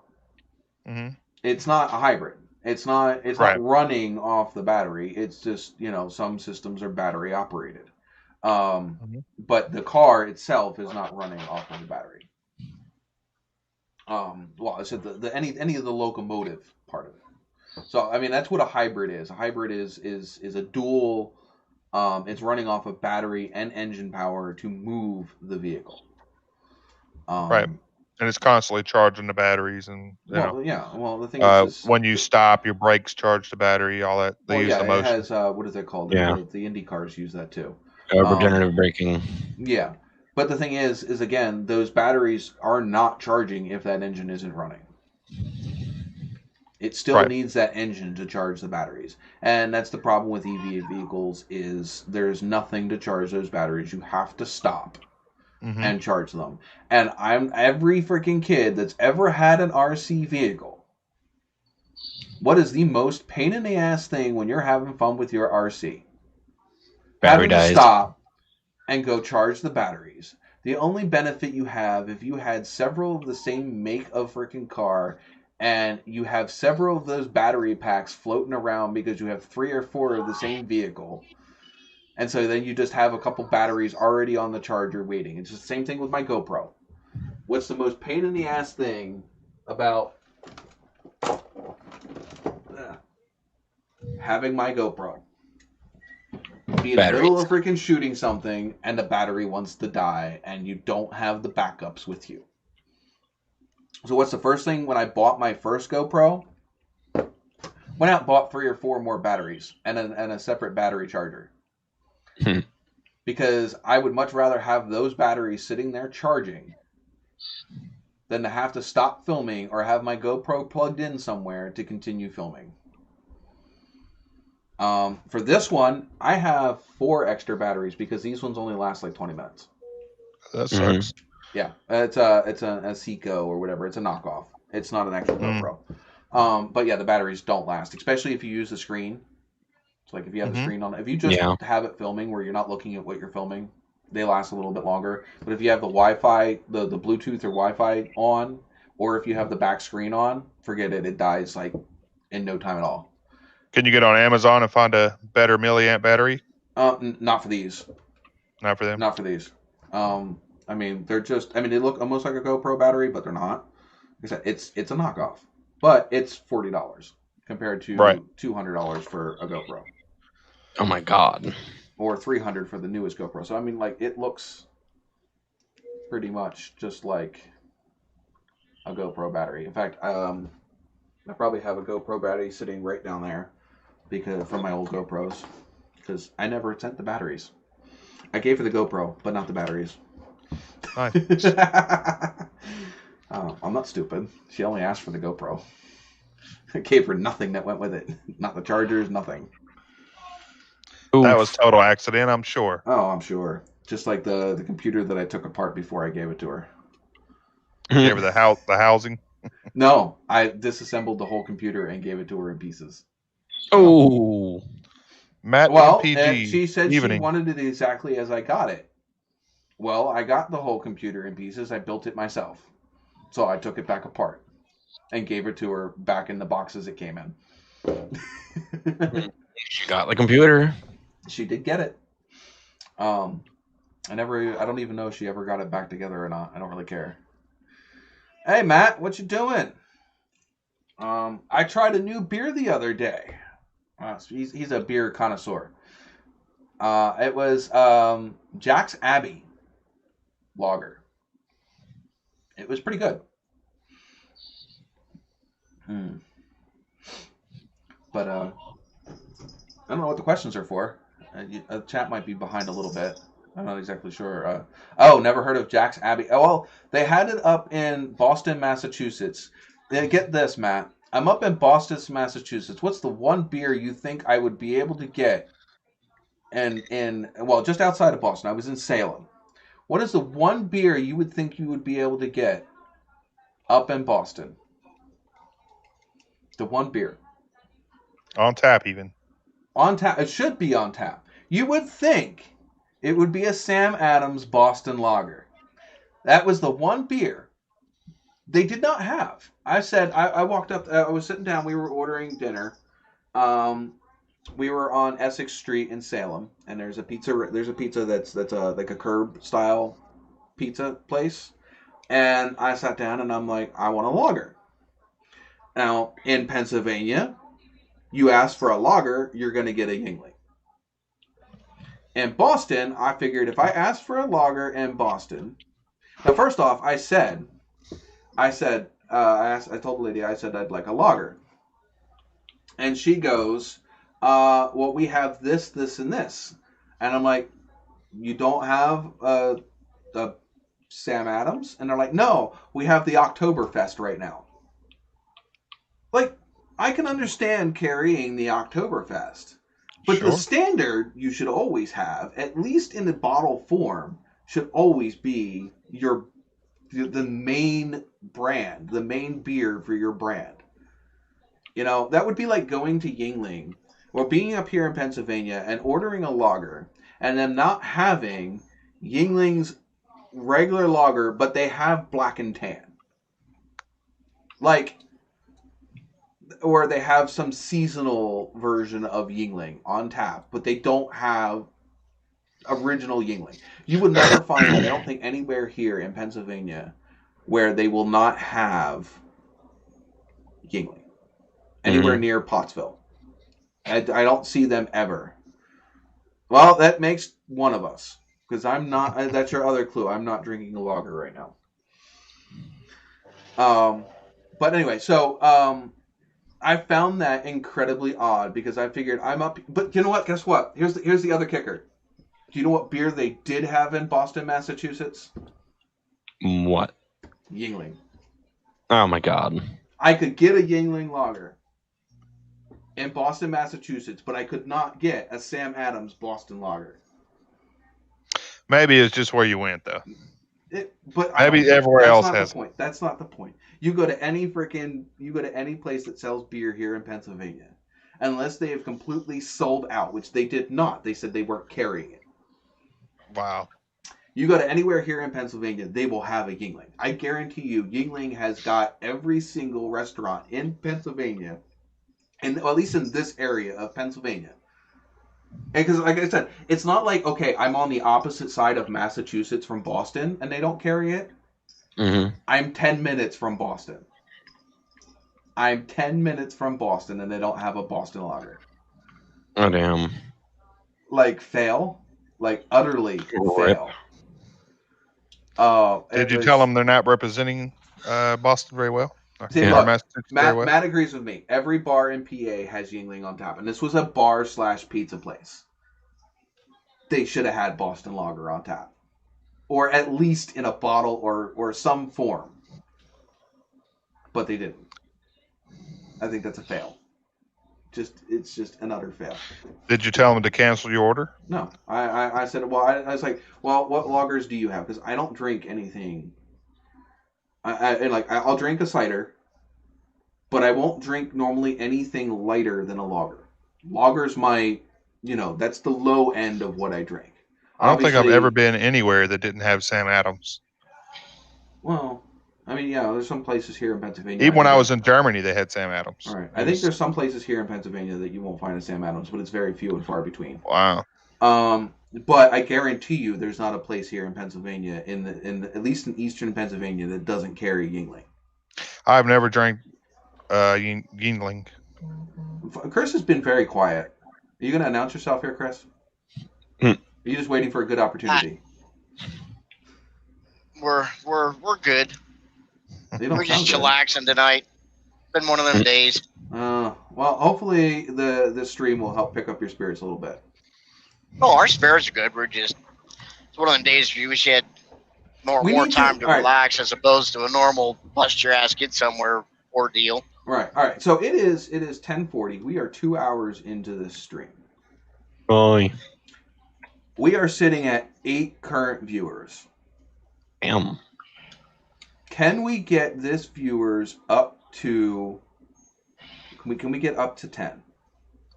if you haven't shared this stream to somebody, share it to somebody. Let's get some more people in here. We're having a very good conversation today. I don't think we've had a dead spot all night. And see if we can get this up to 10. And if you haven't hit that like button, please do. It lets other people know that this stream is worthwhile to watch. I get so involved into actually doing the stream that I forget to stop and look at this stuff. But yeah. I was looking through my live streams the other day, and I was looking through season 1 versus season 2. You know what my average view in season 1 was? What's that? 80 plus. Oh, cool. Most of them were over 100 views, and I had 20 to 30 likes on a lot of them. So we definitely have not been doing as well this season. Now I don't know if that's COVID or what have you, but combination maybe. The whole year screwed up everywhere. It could be a combination of a few things. You also have the fact that we had a bunch of those technical problems and getting the computers and all that set up and running. All right. Well, I've got one more viewer on. Somebody else needs one more. All right, go on. And like I said, if you haven't hit the like button, let's get the likes up above 10. Or I shouldn't say above 10 because if we don't have 10 viewers, we might not be able to get it up that high. But if you haven't liked it yet, please do. Hello, Matt. Hello to everybody. I agree. Camaro time. This year definitely does suck. Though this live stream, you know what? In the last 5 minutes, this live stream is looking a lot more like my live streams from last year. I see some familiar faces that haven't been in our lives in a little while. I know Pete pops in. Me being one of them. Recently, yes, but you've had reasons between them screwing with your work schedule and then a death in the family. We can all understand why you weren't here. Yeah. Unfortunately, we lost Miss Formy's dad. Try again later. Nobody asked you. I hate technology. It's always button in where it's always button in where I don't want it to. So, your lovely waitress sounds about as intelligent as the one I had here. No, she wasn't. She wasn't unintelligent. It had nothing to do with her intelligence. She can't offer me. No, I'm just saying. You know, when you asked her at Sam Adams, she says no, but we have Oktoberfest. I mean, well, Oktoberfest is made by Sam Adams. I didn't ask her for Sam Adams. I asked her straight out, like I would here in Pennsylvania. Boston Lager. If you're in Pennsylvania, and you ask for a lager, what are they going to hand you? Like Yingling. Yeah, they're not even going to ask you what brand. If you say a lager, they're going to hand you a Yingling.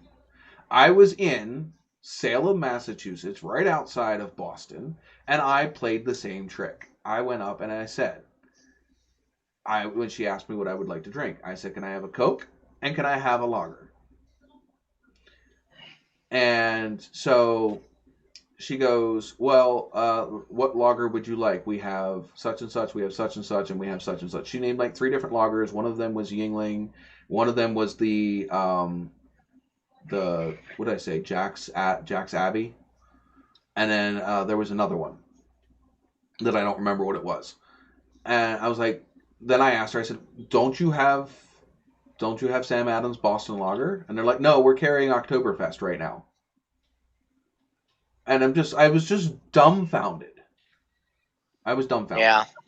That how can you not I do know some of the places I go around the country when I'll ask, you know, because normally I'm Sam Adams, Sam Adams, a Blue Moon. Well, I'm like super picky with my beer. Every now and then, if I can find the Killian's Irish Red.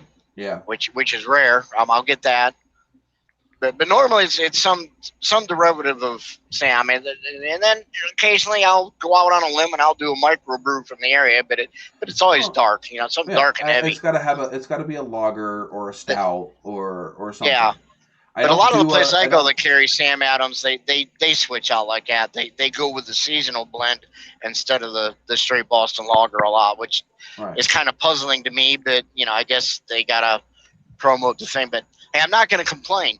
All right. I think the I latest beer that I won a drank- contest in Chambersburg one night. I come through and met someone that I was dating. Went to TGI Fridays, and there was a guy there, which I didn't know anything about it. You know, the guy. Hold on. One of the hold nights on, that I had Chris, to hold on, drive, so I Chris. didn't get nothing. No, they didn't have shits, but they had the runs.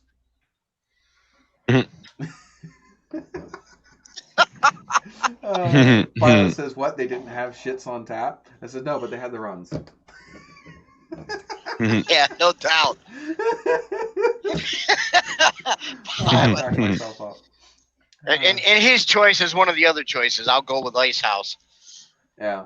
But I mean, like, the thing is like I said, I'm super picky. Like, the lightest stuff I'll drink a Heineken. But I have to be in a mood for it. But most of my beers are a dark amber or darker, and are normally a thicker beer. It's just Yeah, but even Heineken makes a good strong beer. It's got a nice body to it. Yeah, for a lighter beer, and it's why I can drink that versus some of the other stuff. But you won't catch me drinking like a Rolling Rock, or definitely won't see me drinking one of those freaking Mexican piss water beers. And I also Bud Light, the other thing I Coors don't, Light. Yeah, I also don't. Well, I was going to thinking of that Corona. But yeah, you won't ever see me drink like I mean I've drinking an MGD. But after having things like Yingling or Sam Adams or Guinness or what have you, MGD just doesn't do it for me anymore. And here's my beer snob out me coming. It's not a very refined beer. It is definitely you can definitely tell that it is among one of the cheaper beers. You know, and again, it's the same thing like Budweiser and things like that. Miller High Life things. It's just it doesn't have any character. It's not refined. You know, it's a hoppy alcoholic drink, but it doesn't. I don't know how to say it. Matt would probably be able to tell me a lot better. You know, it's like driving a Honda Civic versus driving, a Maserati. Okay. Let's put it this way. It's like driving an old Pontiac Fiero with a dressed up fake Ferrari body on it. Yes, versus an actual Ferrari. You know, it looks the part. It has the part in the name that it is, but it doesn't. You could just tell it's not as nice of a beer. And if I'm going to drink a beer and I'm going to pay for it, I'm going to be a snob.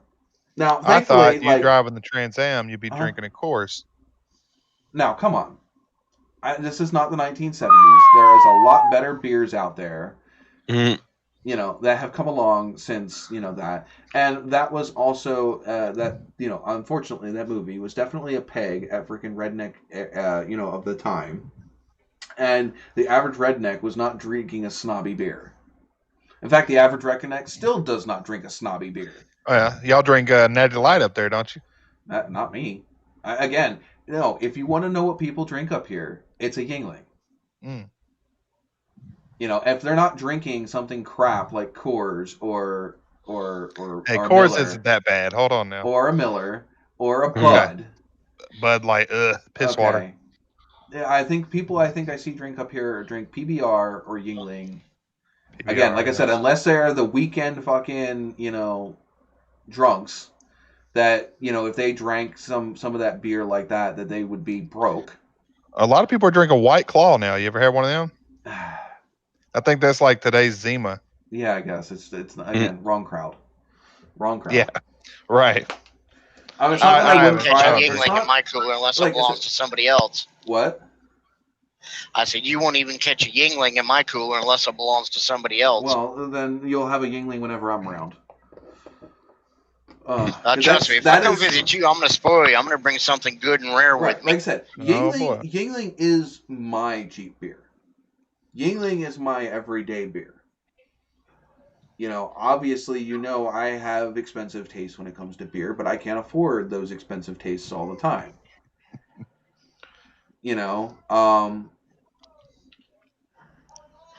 Yeah, Matt's telling his secrets here. Yeah, but like I said, it's not that it's not that I couldn't drink any of those. I'll tell you what, I do not like an IPA. I have not had an IPA yet that I like. I have not found a single one that I like. Though IPAs are really popular up here too. Up here where I'm at, a lot of places have. I figured up north, and that's just me not being up north much. I figured y'all got like Milwaukee's Beast and stuff like that. It'd be real popular. I think those are more for the, the weekend warriors. Okay. The ones that are, drunk on Sunday and freaking at work Monday. That type. Gotcha. Again, I'm not a heavy. If I was a heavy drinker, I would not be able to afford to drink snobby. A Guinness is $50 to $60 a case. Versus a case of Miller or $12.99. Yeah, it's like $15.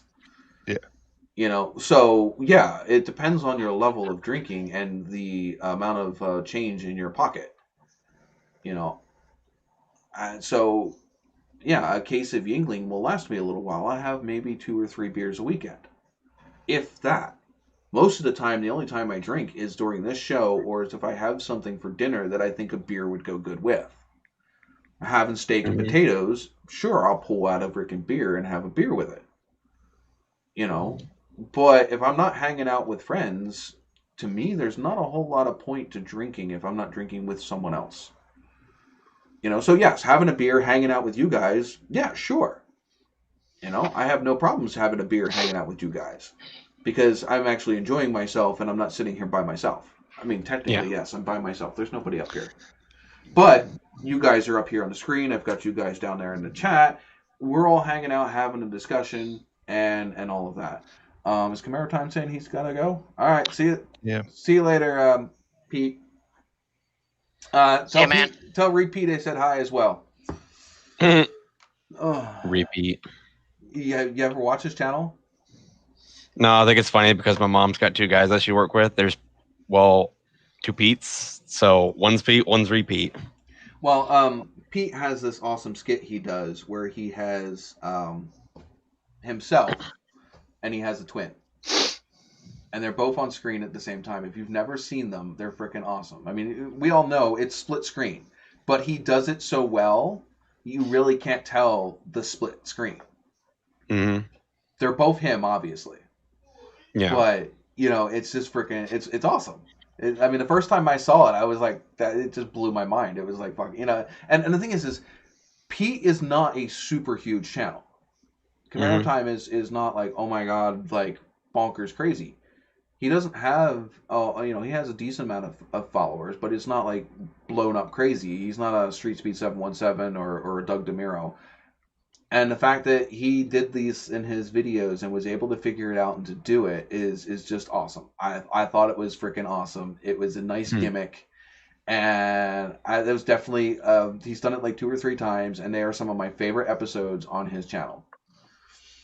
They're just awesome. So if you go find them, he has a few of them. I don't know if he has them clearly marked that they're the Pete and Repeat, but they're good. They're very well done. He literally talks to himself and has a conversation with himself.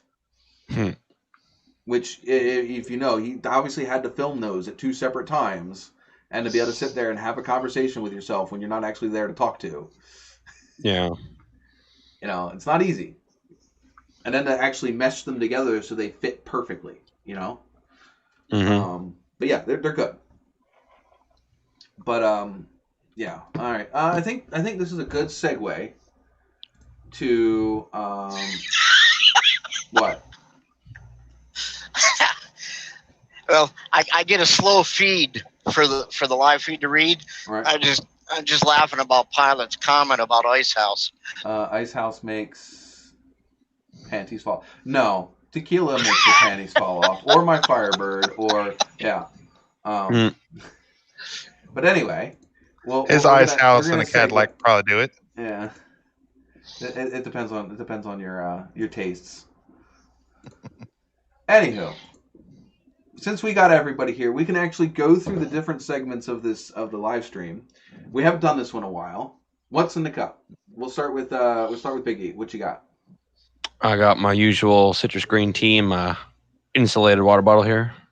All right, citrus green It's tea for Big suspiciously empty. E. What we got up there, Cletus? High quality. Well, it was high quality H2O. It's empty now. All right, we got some evaporated water, or evaporating water. All right, that goes with you guys in the chat. What are you guys drinking? And we'll go over what you guys are drinking in a minute. Do we have a whole laundry list up there, Chris, or are we on the short list tonight? It's a combination of both. See, so The short and far, the long of it. yeah, we're doing kind of long list. I mean, see, we had iced tea with supper, followed by a couple Pepsis to wipe the ice out of the cup. I literally don't know how you don't piss yourself, but okay, go Regular water. We got a bottle of vitamin water we ain't got to yet, and we're currently killing a 25-ounce can of Red Bull. I swear, you're riding sugar around on Red the Bull. toilet seat. Because I would definitely piss myself if I drank that much. Well, I mean, there's been a couple stops for that type of thing in there along the way here. I mean, this is ranging from, back to 5-ish, 6 o'clock this evening. All right. When I got rolling again. And tonight's guess what I'm drinking. If you guys have been paying attention, you'll know what it is.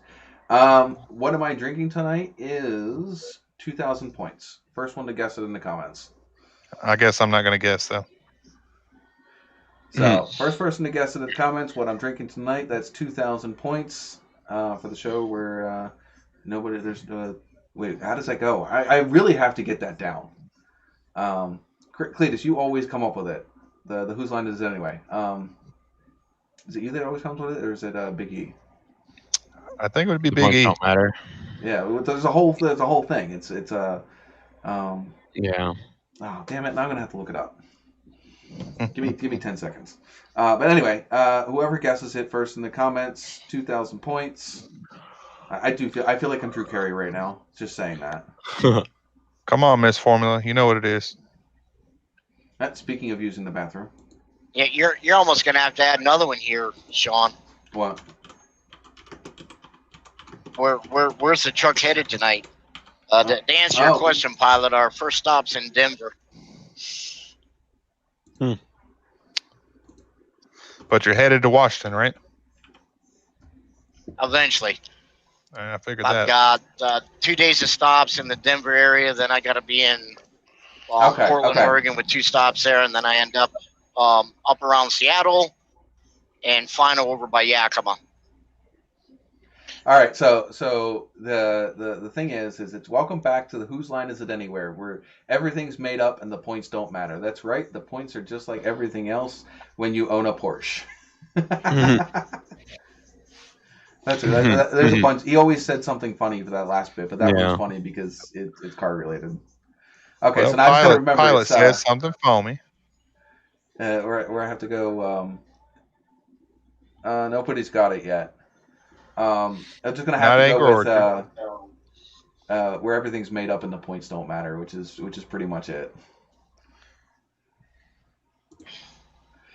We're up to hey! I'm seeing 11. I see 11 up in the corner. Anybody else see 11? We have made it up above 10. It was up to 11, I think. Yep, that's what it says up there. Well. Thank you guys. Up to 11. Now, let's get you guys all talking in the chat. Again, if you guys can guess what I am drinking, it's 2,000 NOVAtazz points. Like I said, even though points don't matter and nobody knows what the hell we're doing. But yeah, I already screwed it up. Hey, the points are important. That shows how important I am. Oh, I see. And this is not the Cletus show. She's going to have to tell us what the hell was in this drink that she had earlier. Huh? It's not Angry Orchard. I said nobody had it yet. She thought you was ignoring her. No, I'm not ignoring. I said nobody had it yet. It is not Angry Armadillo Orchard. Punch. And it's not foamy either. The other thing, it's not foamy. It's not foamy. Well, it's not what I thought it was then. I thought it was Guinness. Well, it would have to be whether or not you think Guinness is foaming. I think it is foamy, but I don't know. You take we'll discuss that later. right. But yeah, let's see. Matt has no clue. What is that? Who else does that thing about you don't know me very well? Oh, Tweety Bird. He don't know me very well, do he?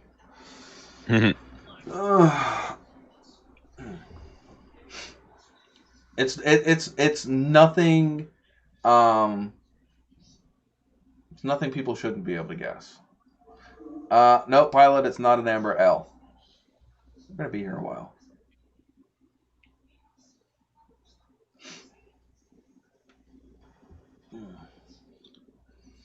Should I open it up to anybody that is viewing this right now can guess? Maybe you should. No, it is not an Amarillo Punch. Number one, for me to have all of those freaking things on hand to just make that, you're asking for. Well, I have rum. Oh, here we go. We got a little bit of rum. Everybody knows you're too simple for that. Yeah, got a little bit of rum. Yeah, I would just drink the rum straight out of the damn bottle. I do have cranberry juice sitting on top of my fridge. I might have a little bit of orange. The pineapple juice might be a little bit harder to find. I would probably have to open up a can of pineapples because they don't have straight pineapple juice. Besides, why would I want to dilute my alcohol with all of that other crap when I can just drink it straight? Yeah. I wanted to drink so bad, but I don't want to pick it up. Because if I pick it up, that's just gonna give it away. Come on, guys, guess it. I want to have a drink. You guys are making me dry. Oh, that's what she had. Oh, okay. I got you.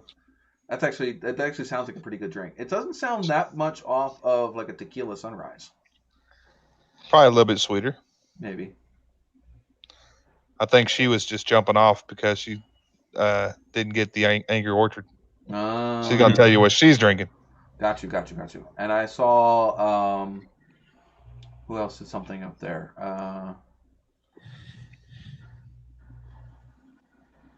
I thought somebody else had Miss Formula says water, but now had yeah. Was it up higher? No, it's just Matt saying. The only thing I see is Matt saying some of the other beers that he likes. I know he likes Trogs. Mad Elf, I think he had last year. I think he had Mad Elf last year. But he used to post all of the different, like he loves getting a bunch of weird different stuff. I don't know my beer distributor good enough, nor do I, when I go to one, do I normally want to get something that I don't know if I'm going to like it. You know, going to a bar is a different story where, you know, you can order just one. But I don't have a place where I can order just one or make. I wish, you know what? I wish that you could go to a bar and like you can go to Dunkin' Donuts and say, I just want a mixed bag. You know, just. Don't they have that in some bars? They have like they have a choose your shot own. glass shooters. Like sometimes they have beers. that choose your own. You know, make your own 6-pack. But I don't want to sit here. If I'm going to do that, I'm always going to end up going with stuff that I know. You know, I want that one where, you know, you pay maybe not a whole lot, but maybe a little bit less, and you get, you know, you get a mixed pack. You know, they do that in the bar. They pick whatever here in down in Little Rock. They do it, and it's they just bring us like a paddle board of like 8 different beers. Yeah, and they're always different. I've seen them. Nope, and nope, nope. Matt's fortunate; he gets to travel around to like a lot of little microbreweries in the area on tasting nights. Yeah, if you've ever seen his videos, he does the micro beer tour. Though I think he's been more into visiting like abandoned places or points of interest than he has necessarily traveling to different microbreweries lately. But you know, whatever is getting him his views that he needs. Yeah, I know I can go to the local Wise or the giant grocery stores. I know I can make my own 6-packs. But again, like I said, making my own 6-pack and having to choose the beers You're going to go with what you know, what you like. Exactly. I'm not. I would probably end up trying different stuff more by hanging out with people that try different things than necessarily, me picking them out. Because, I mean, I always do that. I always go with stuff that I'm familiar with. But that's just, I have trouble trying new things sometimes. Confidence might be it. Exploring and sightseeing has been the focal point of my channel for a while now. Yes, and I do agree. And if it's working for you, my power to you. Keep doing it. I don't have the ability to do that either. The trip up to Salem was a big deal for us. Though I think we're going to try to go somewhere at the end of this month or middle of this month too. Next month, I think. I don't know. We haven't figured out. The COVID is really, I mean, like, we finally have the ability to go out and go view stuff. I think she wanted to go down to Louisiana, to New Orleans, but most of New Orleans is, it's all closed up. Shut down. Yeah, so Right. it's, you're not going to be able to do any of the fun stuff. And you're going to be double hampered now, not only with COVID, but all the hurricane damage from Exactly. the past 2 storms. But yeah, I mean, that's what sucks. It's a mess down there. We finally have the ability to both take off at the same time, and where are we going to go? Like, where to go? She doesn't like the beaches, so going to a beach doesn't really do much for her. And she likes to go out and go do things, so it's like, where do you go? With what she's interested in. A lot of the stuff is closed or not opened, and it's frustrating. You guys have a lot of state parks up there? Yeah, but we don't want to stay home. It's the point. We want to go. The point is to get away from home. Tons of state parks all over the state, but yeah, but again, they're not something that you necessarily you see one tree, you've seen them all. Yeah, you really don't want to. When you're around Pennsylvania, all looks the same. From one end of Pennsylvania to the other, it basically looks the same. Yeah, for the most of it, you got to go off the beaten path to find the different areas. Right, but again, the same thing is it's not somewhere you're going to want to go spend a week. Well, come down to Arkansas, dig some diamonds, see the natural state. I think if I went, I think I would love to go to, is it Utah? Or something like that. But then again, it's something that what is Jess going to like? So right. Her interests are not my interests. I shouldn't say my interests are not her interests. I tend to like a lot more things than she does. So, the things that I like, she doesn't necessarily all have an interest in. I was watching, today I was watching Storm Chaser footage from when Michael hit the Gulf Coast in Florida. Yeah. She was pretty bored. Oh, she let's just say she was this bored that she got on her phone, connected to my Xbox, and started changing what was on the TV. She was that bored. I did. she didn't try. She did. In her defense, that does sound pretty boring. Oh, to me it was fucking awesome. I was watching, they covered everything from when it was sunny outside, all the way up through to where the storm rolled in, and all the way. I got to watch it up to the point to where the eye of the storm hit where they were at. Damn. Yeah, it still sounds boring. Not my fault. I warned you multiple times I was getting bored. She's over there complaining about warning me multiple times. I sympathize with her. Miss Formey didn't like her tour of Lancaster County. Why? Because you had to travel. I get bored. Like the most of the distance from Pennsylvania up to Massachusetts was all one road. Driving it was absolutely a snooze fest. It depends on what. If you're trying to get from point A to point B, yes, a straight road works better. You know what I mean? But if you are trying to enjoy driving, a straight road on a highway is a snooze fest. Yeah. You put it in fucking cruise control and you just fucking go. It's great from getting from point A to point B, but I don't drive necessarily just to get to my destination. I drive because I want to enjoy driving. She doesn't like our snake paths where you test the corners 10 to 15 or 20 mile an hour higher than what they recommend because most times you can go around them that way. I can definitely say I do a little bit of Forza driving on the back roads. I will definitely cut the apexes, and if I know nobody is coming, and now I do not recommend anyone else doing this. I'm putting my own life in my own hands. I will definitely go from inside of one corner to the inside of the next, regardless of whatever lines might be painted on the road surface. Mm-hmm. You gotta show off the Kia Soul and what it can do. Well, let's just say there was where I used to live. Lucy. There was a place that I used to go to all the time, and we would take a back road there because if you took the main road, you had to go all the way down 422 till you got to 222 and take 222 all the way down to Ephrata. It was a good 30 to 40 minute drive. Now the back way was still a good 30-minute drive because you're going at a lot less speed, highway speed versus back road speed. I could get there in 15 minutes. And I would make the road as straight as possible. Which, depending on how twisty the road, can actually be pretty easy because if the road is pretty twisty, if you just cut the apexes, you're almost going a straight line. But it makes you laugh when you're on some of them wondering why the hell they put corners in them like that. Well, a lot of it's property lines or different other stuff. Or paving old roads that were there before we wagon paths. Yeah, exactly. They followed the wagon paths. Pretty much. We can blame the Amish, damn horses. Well, that's the fact that our terrain is so freaking hilly that you're basically following the edges of the hill, or the side of a river, or whatever have you. But that's just how they do it. Let's see.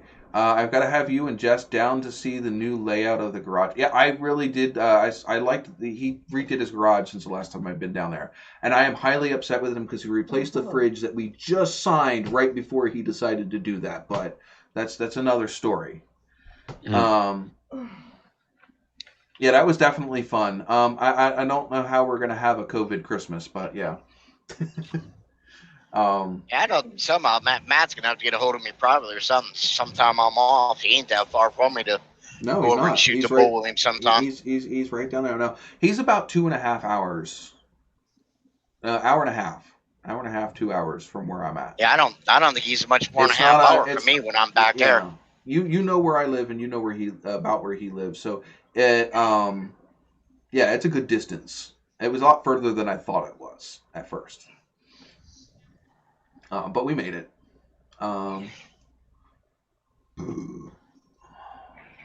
Especially for me, the 15 road changes.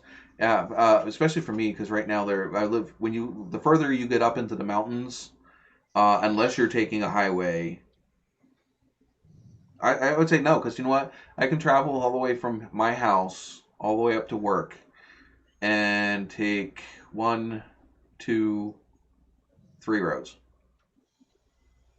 I could take 3 roads to travel an hour away. And that's getting on my road, traveling west, getting on that road, traveling north till you get to the main highway, and then basically taking the highway all the way up. And I'm not counting getting into certain neighborhoods because that's a different story. Mm-hmm. You're always going to take a bunch of roads. You guys run 84 all the way to 90? No, we're on 209. So I take 209 to 309 and 309 up to 81. I'll be right back. Or are you talking to get down to Matt's place? Okay. I have no idea how to get to Matt's place. I have to look it up again. I definitely, it was dark and I was definitely just following the GPS and telling me where it was going. But yeah, for me to get from here to Wilkes-Barre, it's like 2-3 roads. Because up here, you just have you have the gap between the mountains. The fact that there's, you have the main road that runs through the mountains, and then if you're trying to get in the valley of the mountains, sure, there's a bunch of different twisty roads, but if you're trying to get from point A to point B, most likely you're just going to stick to the big road, and it's really the only way to go because to get from anywhere up north down south, you have 81. That's it. Everything else is you're only be able to travel the other roads in between the mountains. You're not getting around the mountains or through the mountains on any road but 81. I think you would agree with that, right, Chris? For the most part. Yeah. I don't know any other way to get to work without hitting 81. What few roads you may hit through the valleys that would work for you? You're gonna go so freaking slow. You might as well take being stuck in traffic on 81 is still faster. And you're definitely not going to take them in a truck. No. No, don't step on my stomach. Definitely not going to take any of those roads in a truck. At least not fun. Yeah, you are pretty far down there, aren't you, Matt?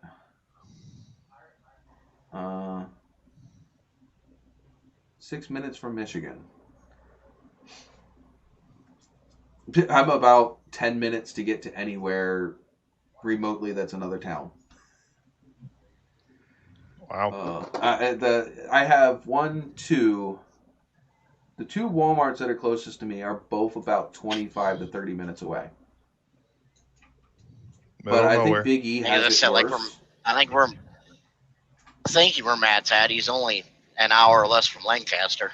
Yeah, he's a little bit further south of Lancaster. But like Big E, I think he has it worse because I don't think he has a big store within like 45 minutes to an hour from him. He has a Walmart, but I don't think he has anything else. Because like for him to get to, I mean, even just like a GameStop or a video game store, I think is like 45 minutes to an hour for him. Which sucks. By the way, I get the $2,000 because Hey. 2,000 points because nobody guessed it. Not Guinness. It's a Guinness. I guessed it. You guessed it, but you said you weren't playing. I was just gonna sit out until everybody else played. It was a Guinness, and Guinness is not a frothy beer.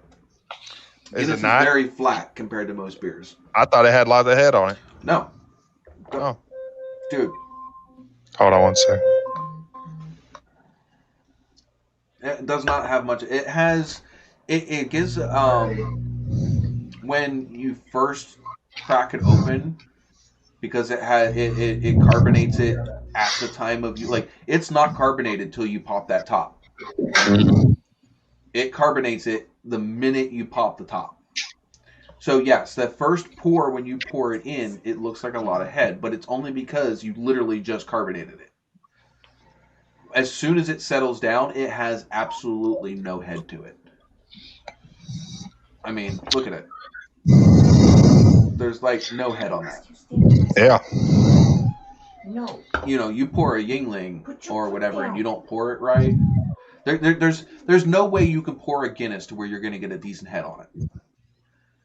You know, give it 2-3 minutes, and it doesn't have a whole lot of carbonation to it. I want to guess Big E's eating pizza. That should be another 2,000 points for me. No. I mean, you're right, but you're also doing it right on camera. That's easy.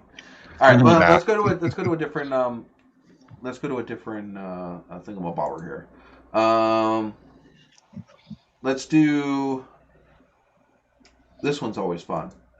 What's wrong with the truck? Big E, is there anything wrong with the truck? Because you're the main reason we had this segment. nothing new. Nothing new. It's still an Avalanche.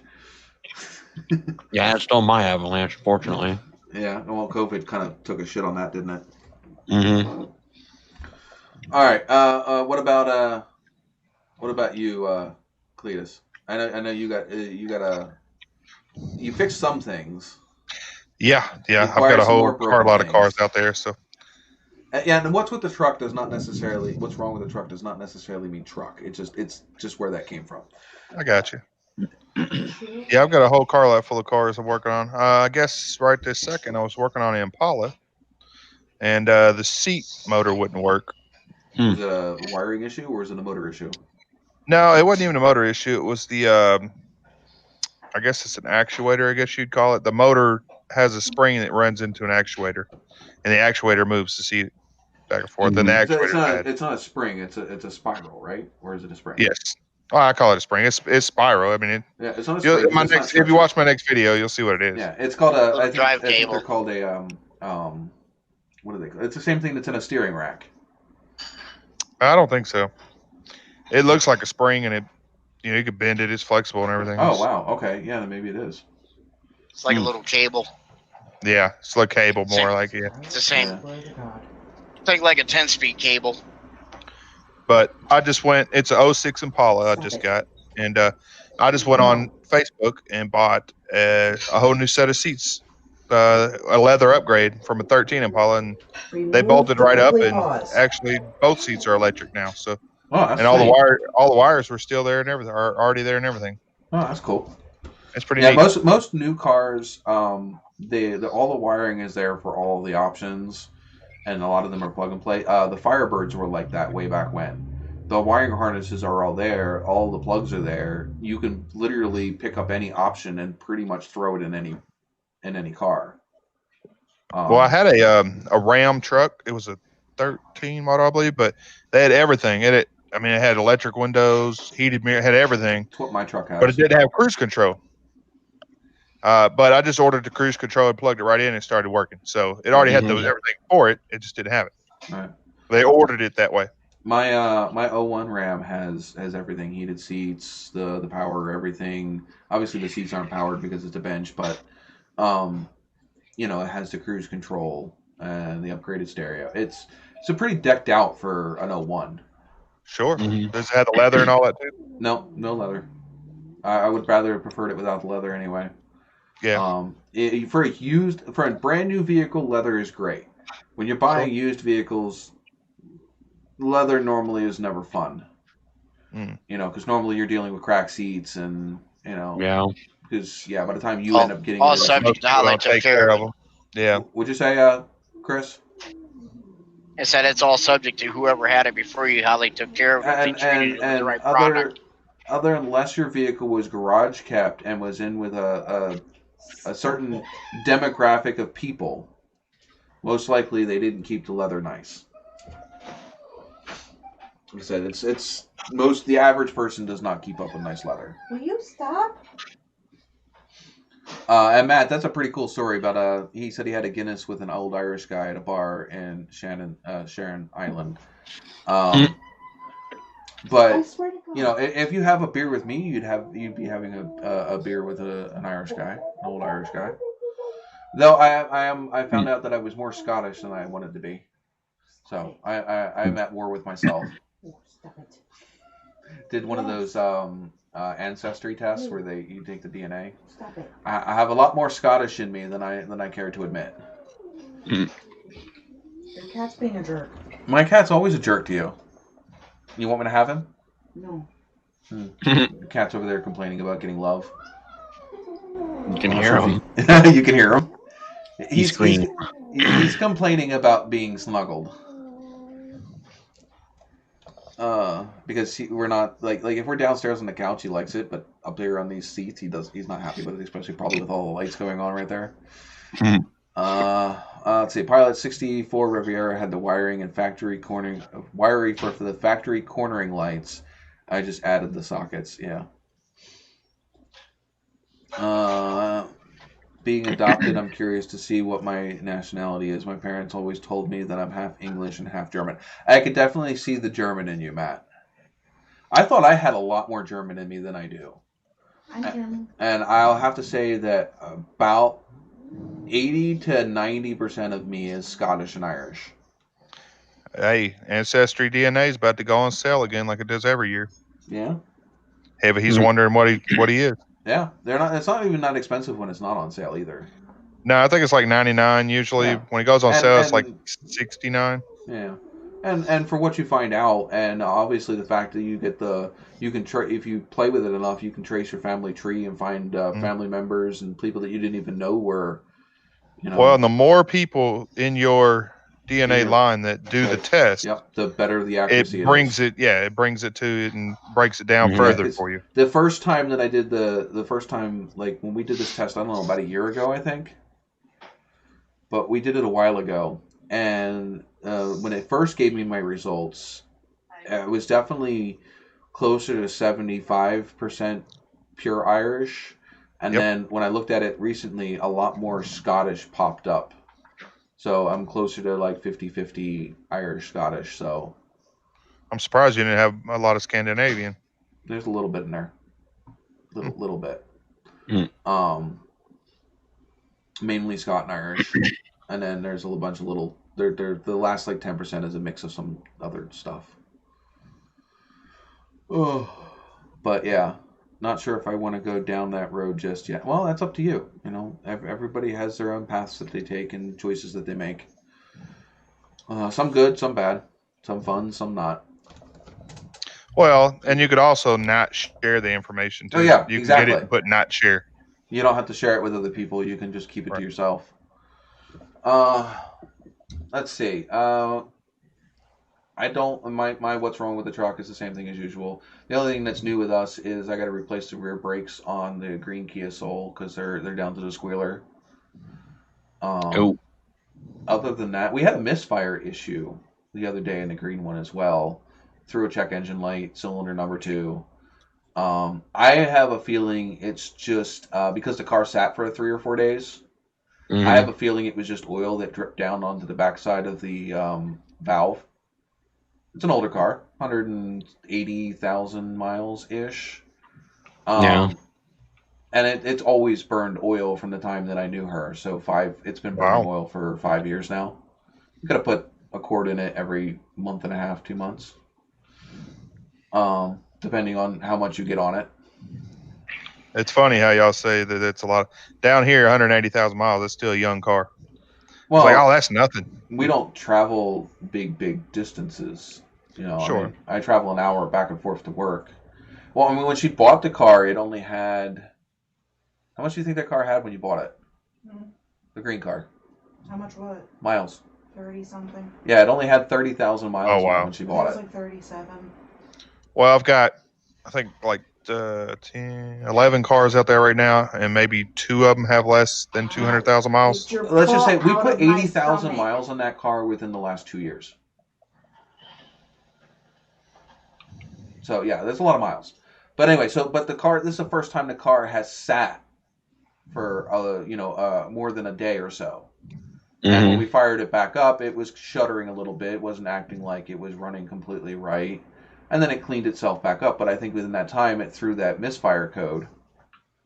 And I want to assume that when I pulled the plug looked pretty good. It had a little black down at the base of it. But I want to say it was just burning a little bit of oil. And I'm going to say that the most common cause I can think of is a valve seal that's not, brand new anymore, and it just had a little bit of oil that dripped down the valve onto the back of the valve and down the plug.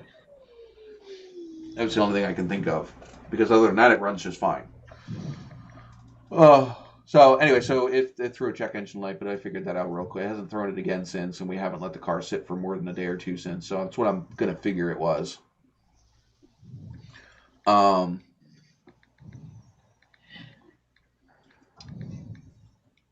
But all right, so let's go to the next one.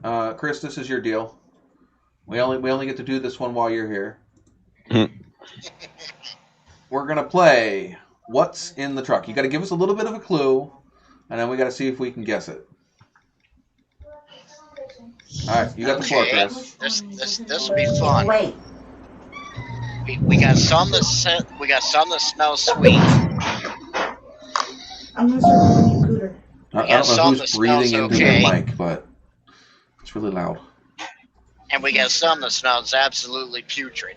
So you got cheese. You got sweet and putrid, huh?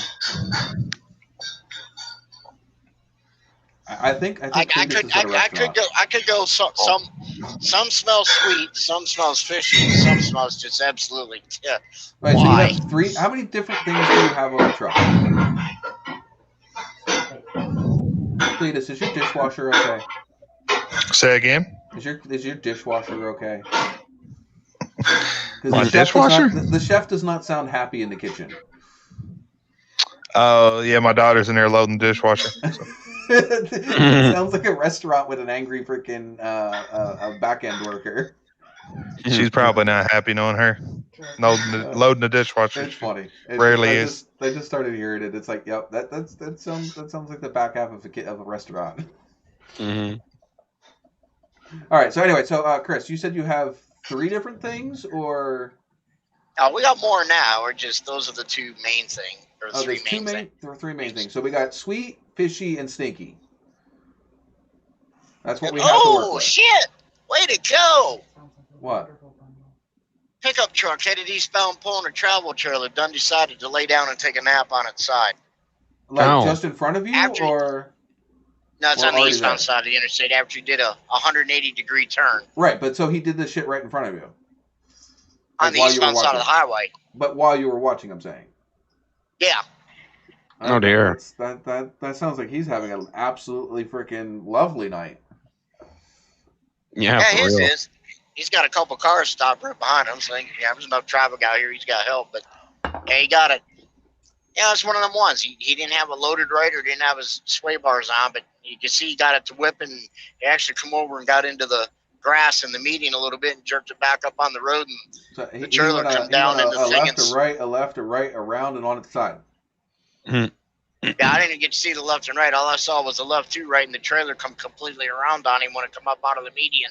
And Yeah, when it hit the road, flipped him.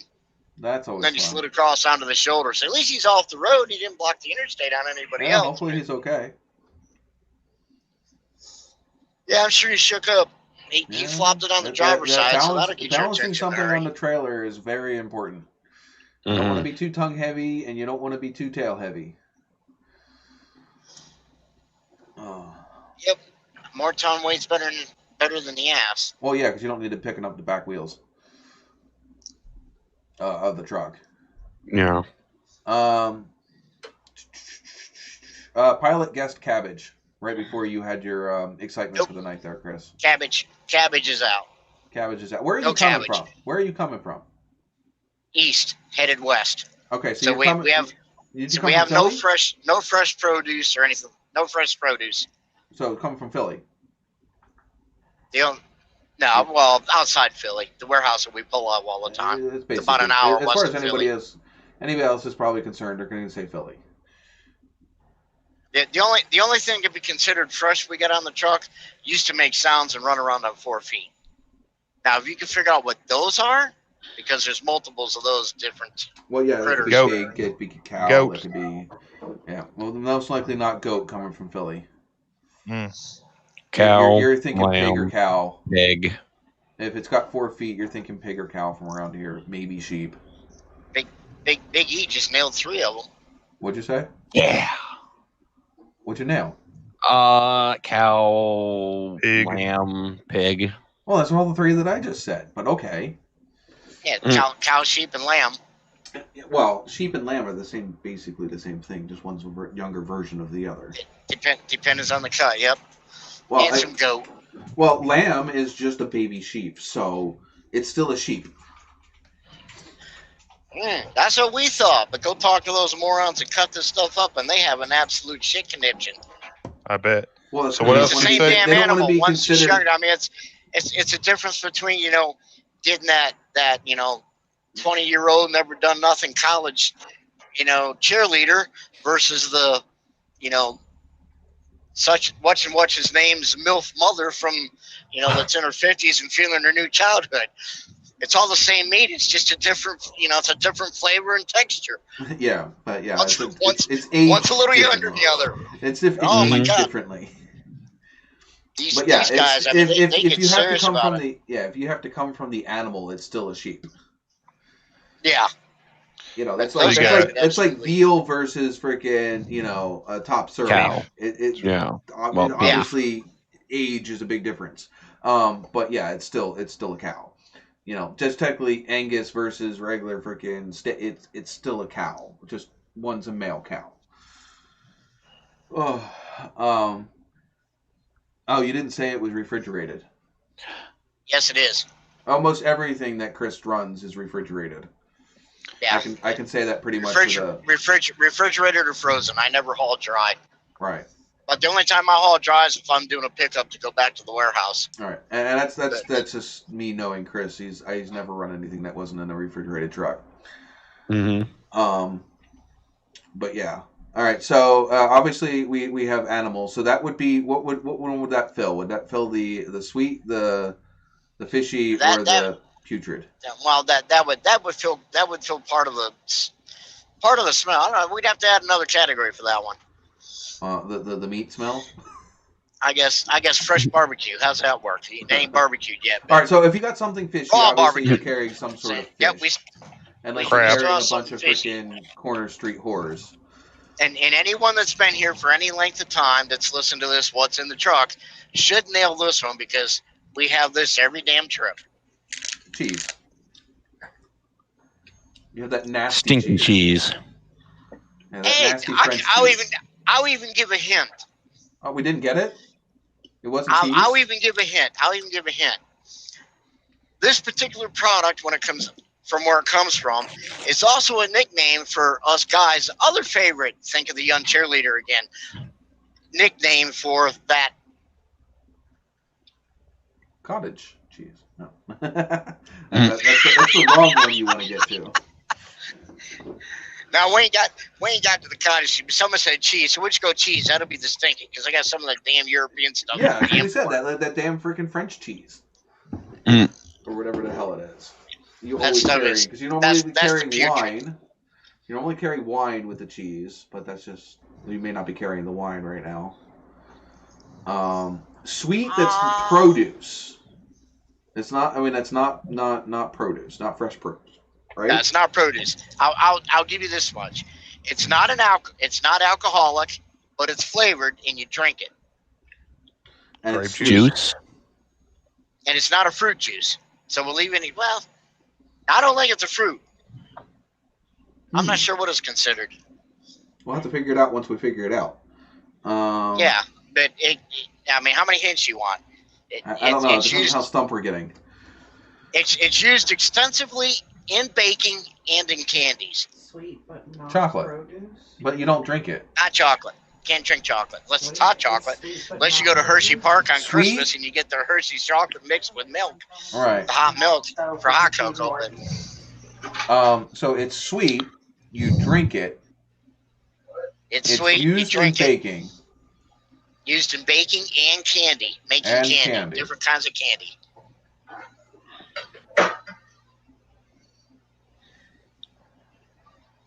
No, it's not. I don't Corn know. syrup, is it?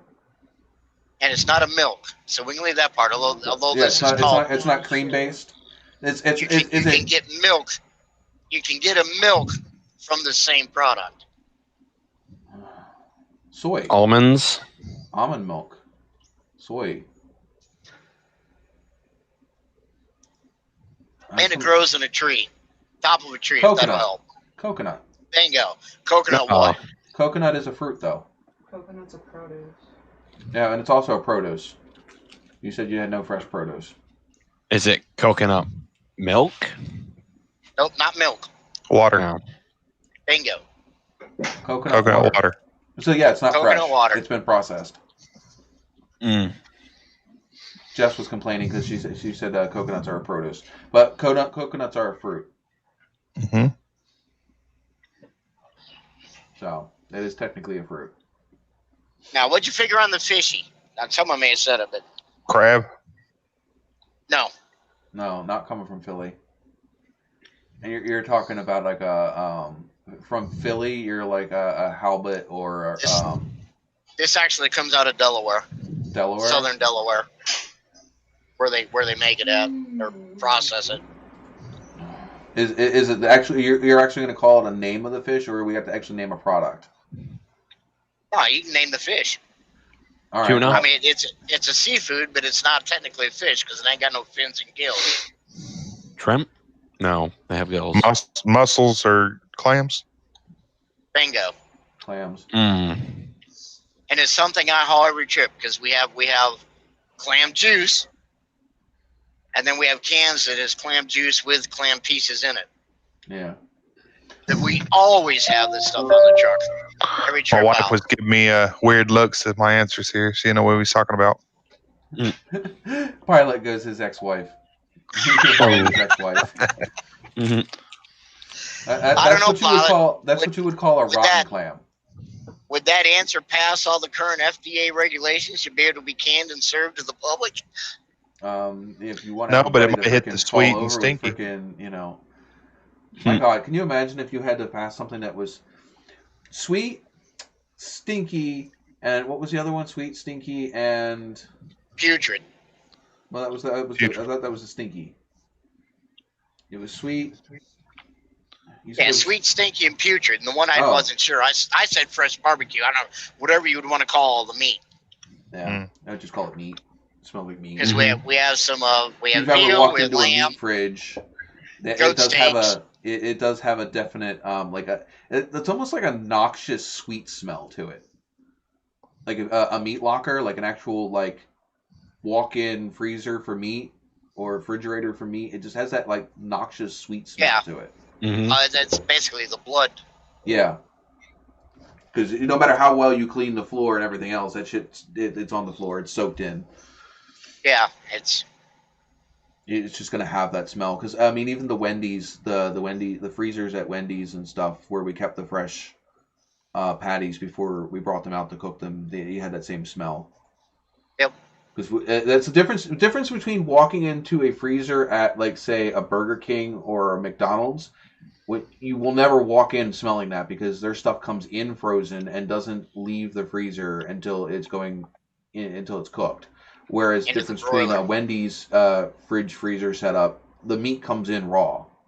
Mm-hmm. It comes in unfrozen, raw, ready to throw on the grill, and so you have that smell that you don't get at another place. I've worked at several fast food places, and Wendy's is the only place you'll get that smell out of those. That or a fresh butcher shop where they sell. Well, yeah, but I'm saying out of the fast food restaurants, that'll be the only one you get a smell like that. Because they're the only ones that serve fresh patties. But yeah, all right. So we've done what's in the truck. We've done what's in the cup. We've done what's wrong with the truck. I guess we're on to current project. The cheese is. McDonald's isn't for. I would beg to differ that one. I would really have to be proven that they come into the store not frozen. Whether or not they're frozen when they land on the grill is a different story. Yeah. I'm sorry. I've seen McDonald's patties. They don't look any different. I guarantee you they're frozen. Just personal experience. Unless somebody can prove me wrong. Mm-hmm. Their commercials say fresh, never frozen now. I doubt it. Just because it's fresh, never frozen doesn't mean that it's actually still meat. Y'all remember when they got in trouble for because they branded their meat 100% beef? Yeah. So they could call it 100% beef even though it wasn't? Right. Mm-hmm. I'm going to have to go look that up. Let's see. The fresh, never frozen? No. Now, if you want one that really reeks, that's in a meat, there's a place we pick up in Jersey that they process dead critters. And it doesn't matter whether it's goats, lambs, sheep, calves, full cows, horses, whatever. You know, a farmer loses an animal, you can call someone to pick it up. They take it to this place in Jersey and it's processed. And they basically dehydrate it, they cut it into chunks, and then they flash freeze it in boxes for animal food. All right, so McDonald's gets their burger patties from a company called Lopez Foods. Looking for, and I'm not believing this one from McDonald's.com. Never, ever, ever will I ever believe from the company itself. That's from.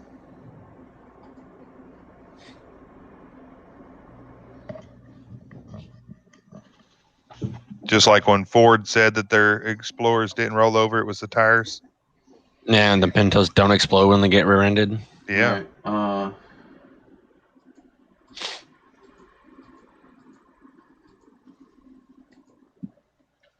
I don't believe any of this either. Well, Wendy's always said they were fresh, never frozen. Like I said, I've worked at Wendy's. I literally seen them come in. There is no way that burger was ever fucking frozen.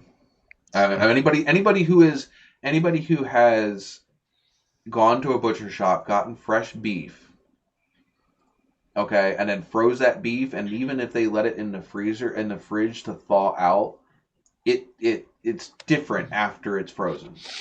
Yeah. McDonald's chief executive says he is confident in the meat. Yeah. I've seen plenty of people confident in something that's not real. Yeah. They have whole religions based on that. Religion? You want to know a religious sect that needs shot? All these idiots will come out with this not a burger. I've never. Okay, this is something we're probably just going to go completely off topic, and we normally do. But anyway, I have never seen something more retarded than when you have these. I can't eat anything that's meat, freaking fanatics. Mm-hmm. And what do they start eating? They eat things that are shaped and named after meat. I know! Why would a vegetarian or a vegan want anything that reminds or resembles meat? Why can you not, if you want vegetables, why can you not have a vegetable that is a vegetable? They miss the meat. They just don't like how it's made, I guess. I guess. I have no idea. That's what I'd figure. But you know the argument I give to them idiots?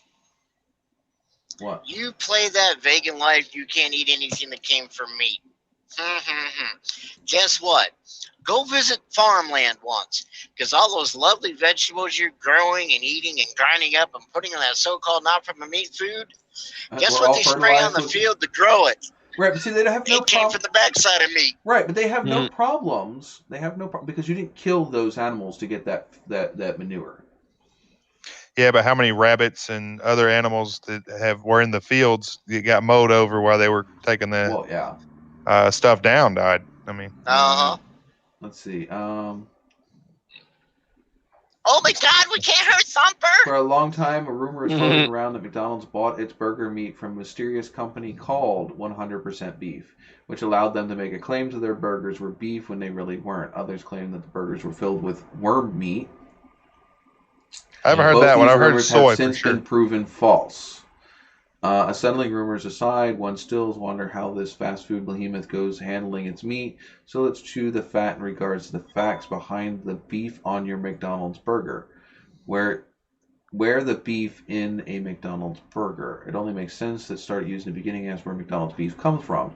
According to their website, McDonald's buys its beef from ranchers all over the United States as well as in New Zealand, Australia, and Canada. Fast food giant says one of its suppliers in Oklahoma City-based Lopez Foods.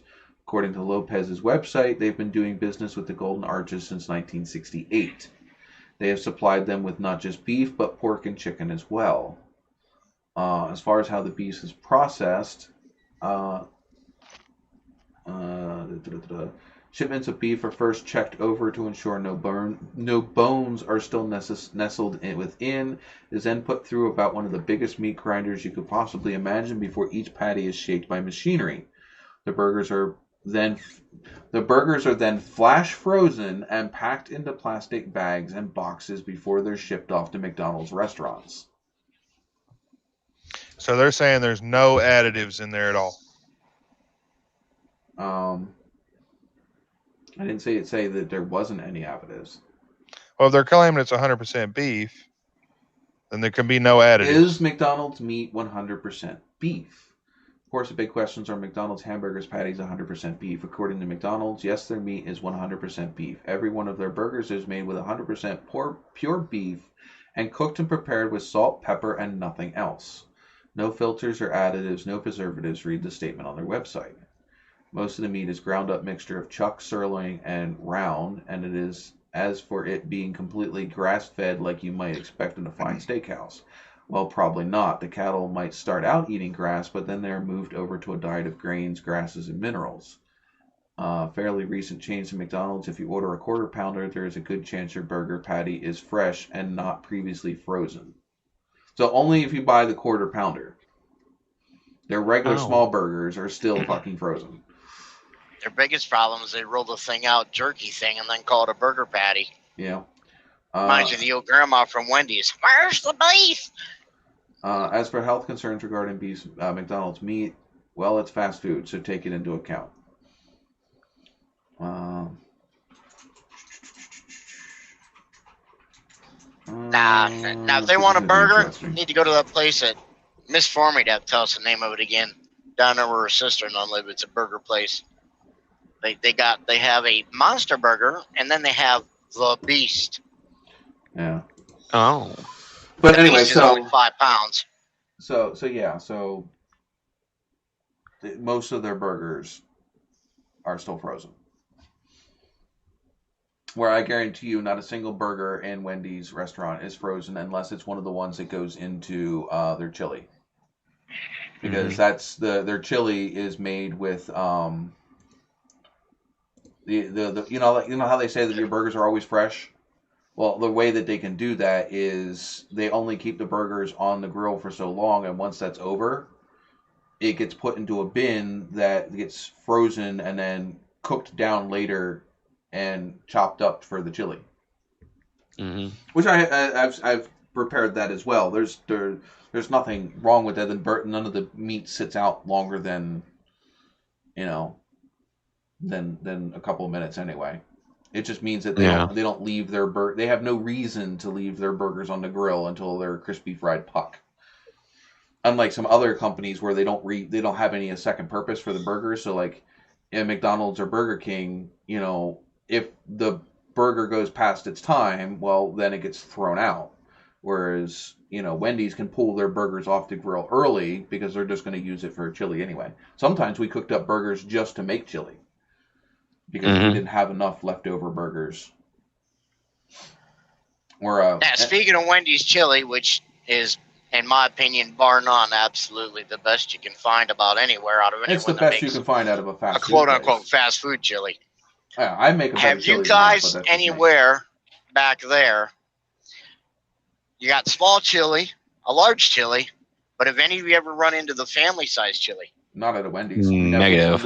Any Wendy's that I worked at, we didn't have one of those. You can get it in the Midwest, like up into the West Coast. I know. Up here in Pennsylvania, you get we don't have anything what they call family size chili. Yeah, we just and have it's a small basically it's a big tub. You can eat on it for a week. 3 meals a day for a week. Yeah, jeez. I know because I bought one in the truck one time. But we Wendy's don't even chili. Make batches. If we sold those and they would sell, the Wendy's that I worked at wouldn't be able to make enough batches of it because, like, the chili lasts 2 to 3 days for a batch at where I was working, and the problem, in fact, actually, it was better when it was like the second or third day that you got it. Fresh chili never was good because it's too watery.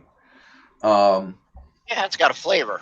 It's got a stew. Yeah, it tastes better after it's been sitting for a bit. It's kind of like a good beer or a good wine. It's got to ferment its own juices. Really, any tomato sauce or soup normally tastes better the second or third day. After like everything's got to be able to marinate and sit and all that stuff. But anyway, so yeah, you were talking about that chili. As I said, we don't have any chili that big around here. All right, let's see what's going on in the chat here.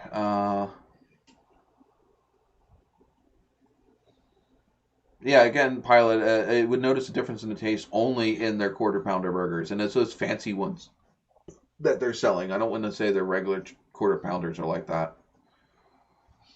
Or maybe they're all the quarter pounders, but the small dollar burgers, that you can tell they're still frozen. The soy burger, I would say, would be a not a burger. And soy is not actually good for you. No, it's not. Which Burger King actually has some kind of veggie burger now or something. Isn't that their not a burger? Yeah, I don't know what it's called, but Not yeah. a Whopper. Not a Whopper. Yeah, they all do. Yeah, they have to. Yeah, almost all of them Everyone, have to everyone's carry. got a not a meat burger. I'm like, Yeah, I most tasted places one. carry something that's gluten free. Has to have something for gluten free, vegetarian, and and low sugar. I'm waiting. Well, I'm waiting for the Chinese to get on the bandwagon. So the next time I go to the buffet, I can find a dish that's not a cat.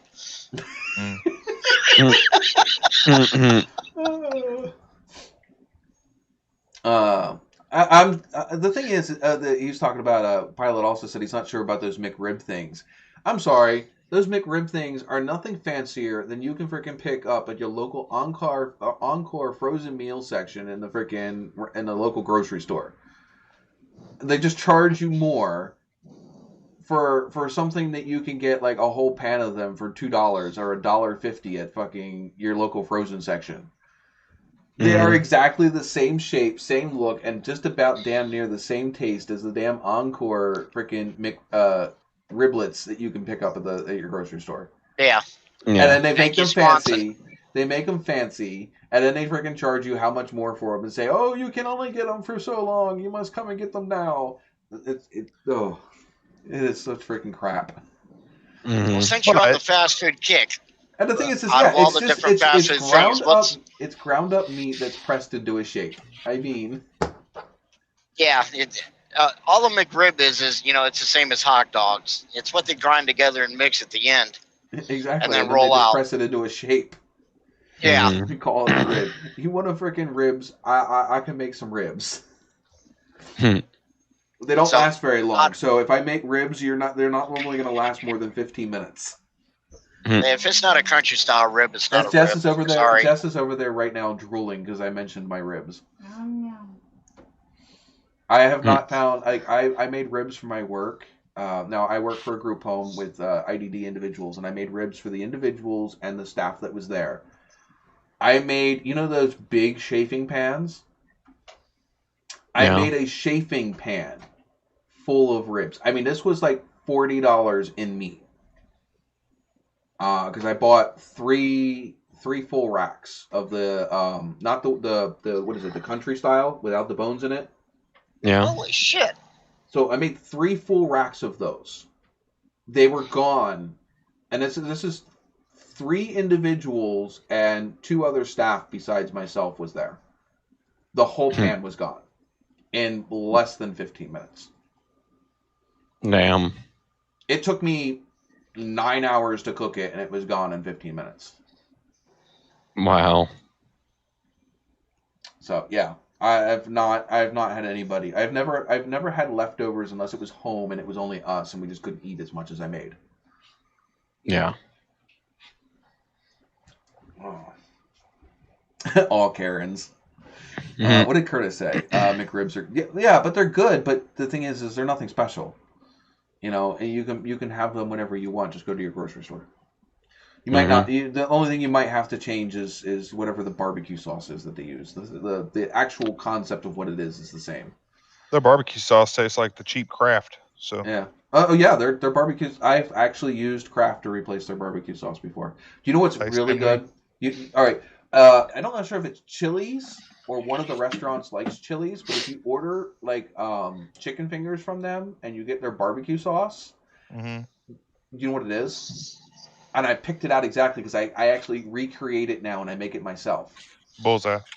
No, it's Kraft barbecue sauce with horseradish. Oh. So it's almost just like making cocktail sauce with ketchup and horseradish. But you use barbecue and horseradish. And I like the first time I ordered it, and I'm sitting there, and I'm like, "Can I have some barbecue sauce?" And they gave me the barbecue sauce, and I'm like, saw the white little things in it, and I'm like, whatever. And I started eating, and I'm like, this tastes so familiar. Like I knew it had horseradish in it, but the barbecue sauce itself, I'm like, this tastes so familiar. And I went home, and I had like 3 or 4 different because I always carry like Sweet Baby Ray's, Kraft, and I get the Jack, the Jack Daniel's barbecue sauce. I like that. There stuff you too. go. but I had these different, and I went and I started mixing them together because I knew it was horseradish. And I pinned it right on the head. It was Kraft cheap ass barbecue sauce with horseradish, and that's what they used in this, like, Chili's isn't necessarily a low end restaurant, but it's funny.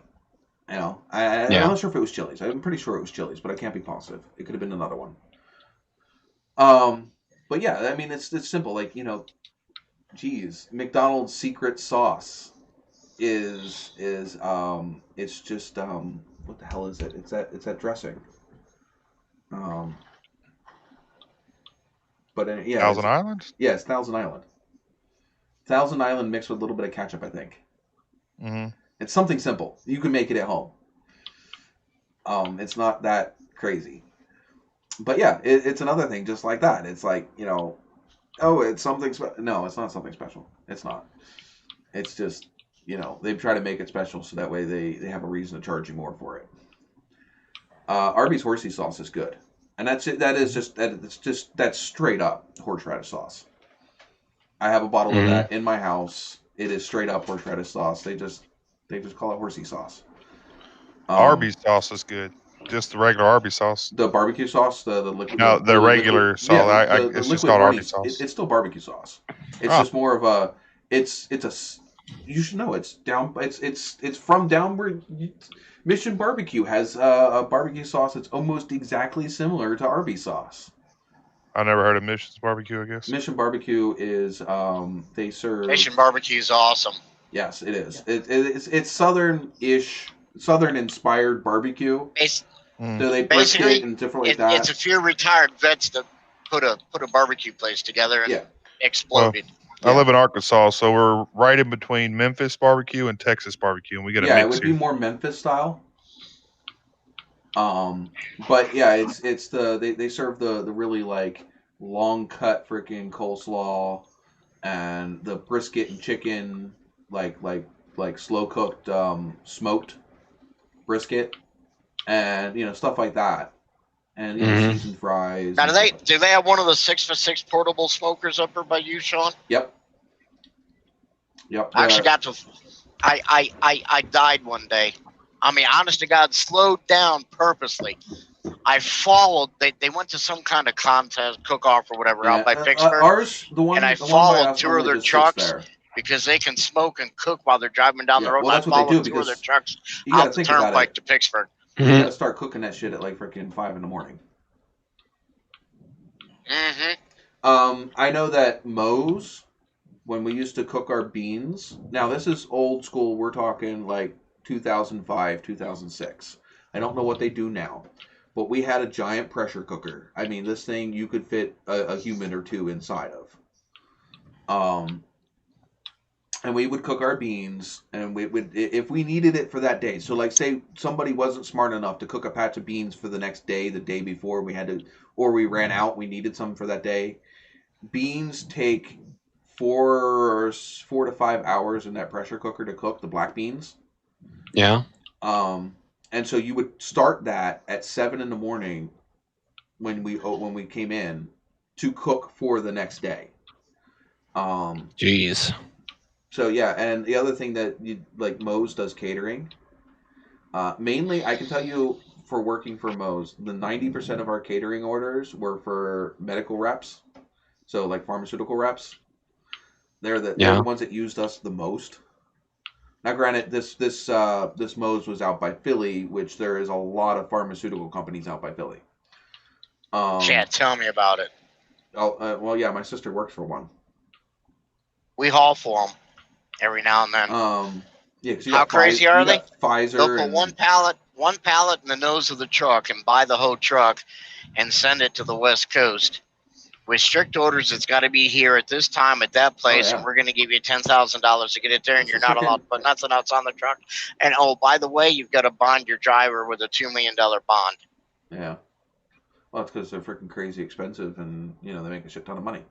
They charge us a freaking amount. One Tylenol is $50 at the freaking ER. But yeah, I lost my train of thought.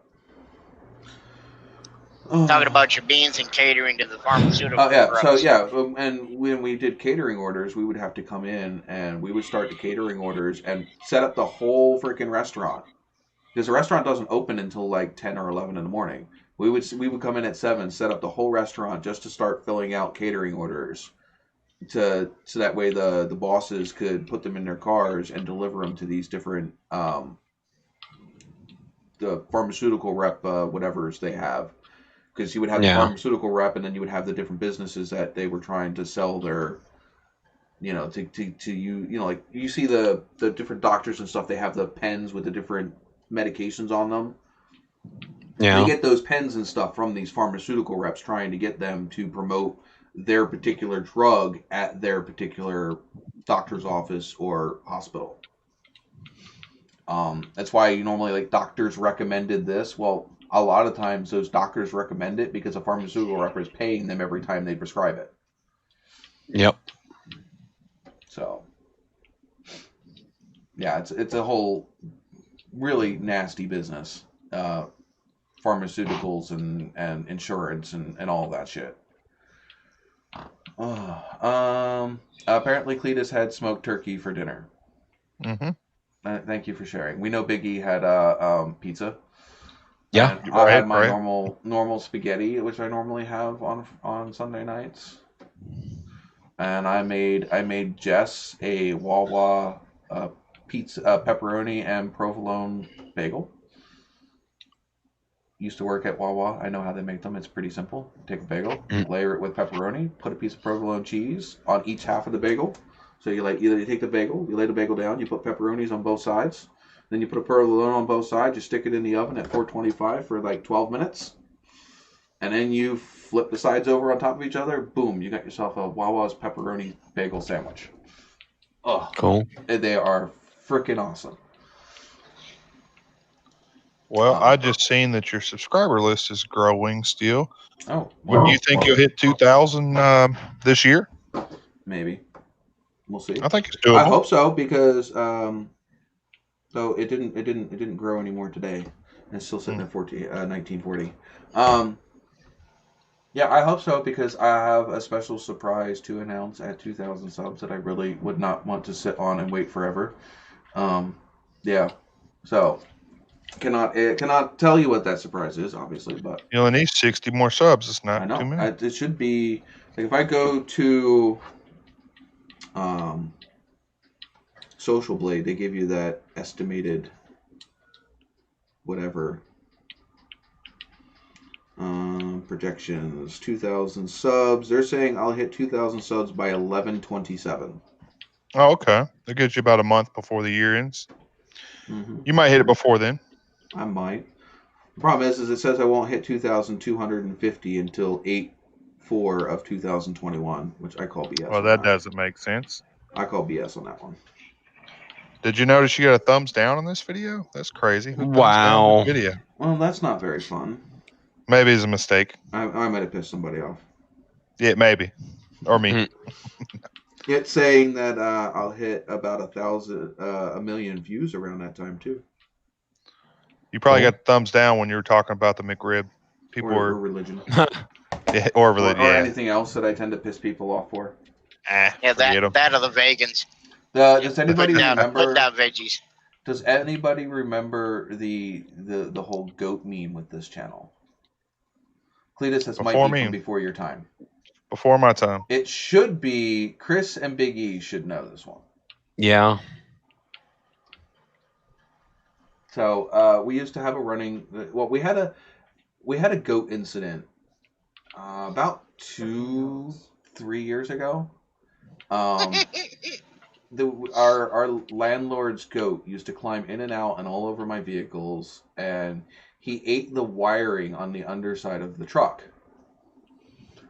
And so around this time, almost every single one of my videos got a thumbs down. It'd be up for like 2 hours and there would be a thumbs down. No matter what video it was, every single video would be a thumbs down. Every live stream would end up with a thumbs down within a day of it going live. And we used to blame it on the goat. You know, the goat didn't like my channel. we all know where that thumbs down was coming from. We're almost all positive exactly where that thumbs down was coming from. I had a little stalker on my channel that, would let me know if I mentioned something in one of my live videos or whatever that particular person didn't like. Yeah. So, yeah. The haters are like your clam juice friend there, Pilot. It's a pretty close analogy there. It would be my version of the clam juice. Yeah. The expired clam juice. But anyway, but I've noticed that recently most of my videos do not have a thumbs down. I mean, That's funny. I have ones that like my zip tie video gets thumbs down. Yeah, well, yeah, of course. Because You're it gonna get pisses somebody that off all doesn't like it pisses off all of the gotta do it the right way people, which yeah, I'm like that with the F-body and the fuel door trick. I can't stand doing that. I can't stand the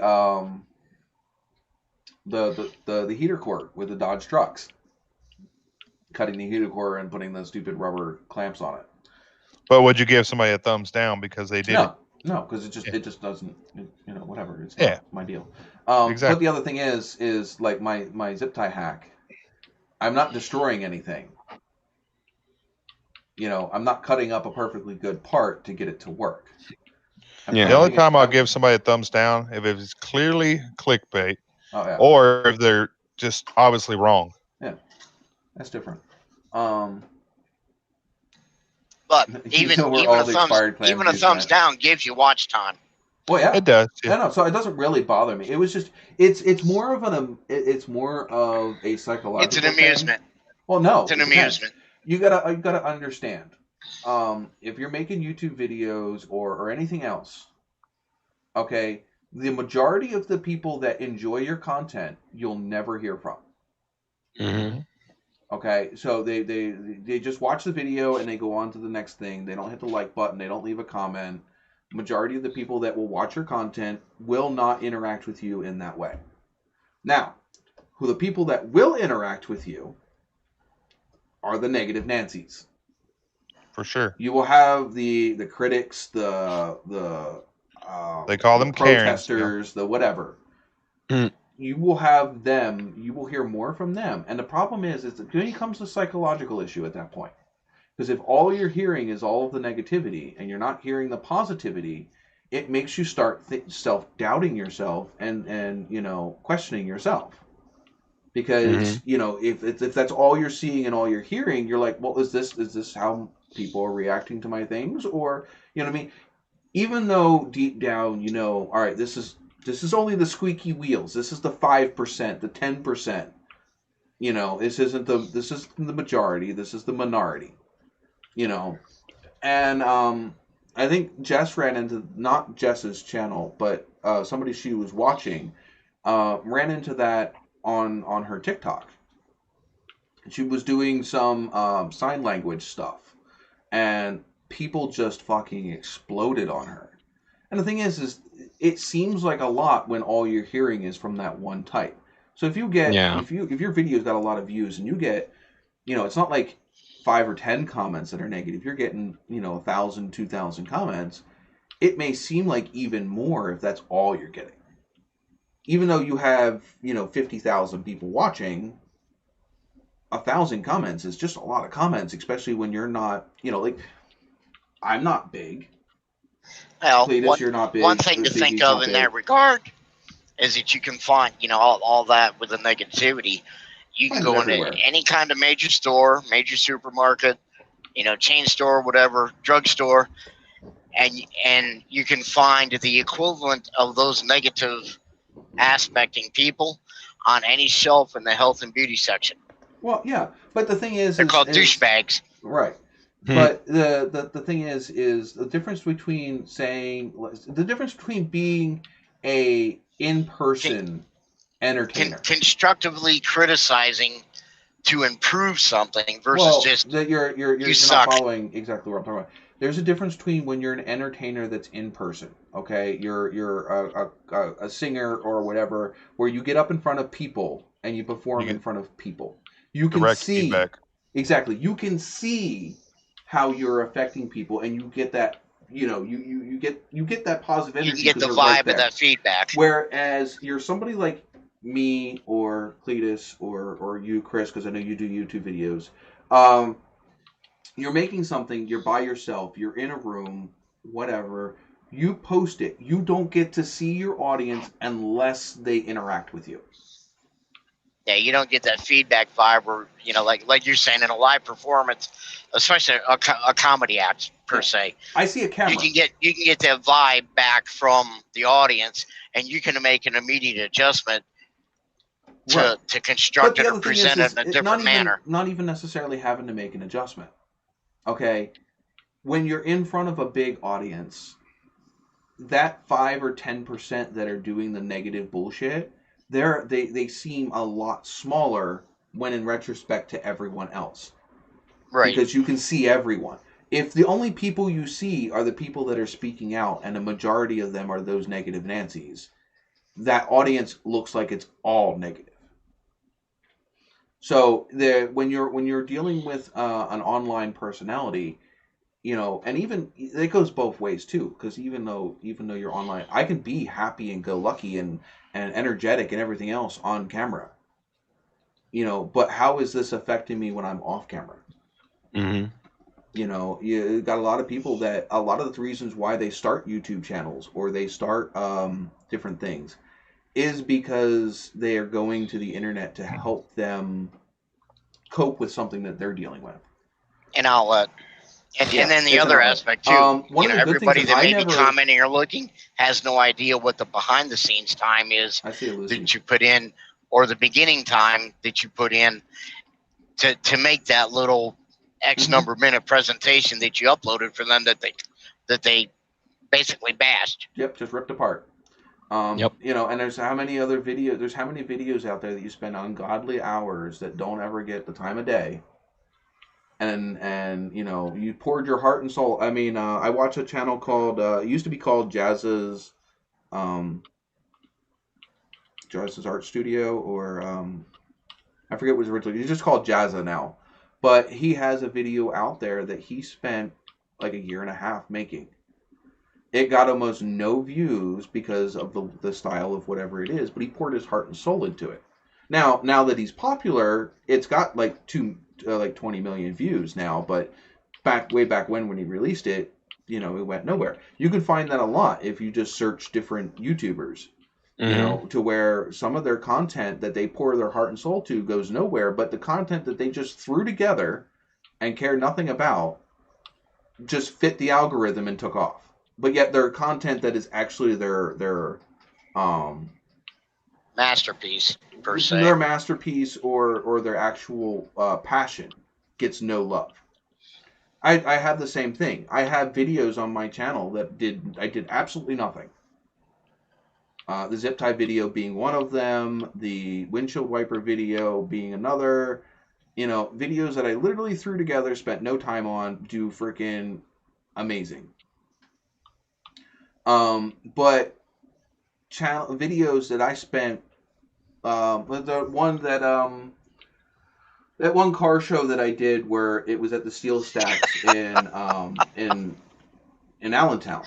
I spent like 3 weeks editing that and putting it all together. Now, some of that was the fact that my computer couldn't handle all the edits that I was throwing at it, but the other half of it was how much time I put into it.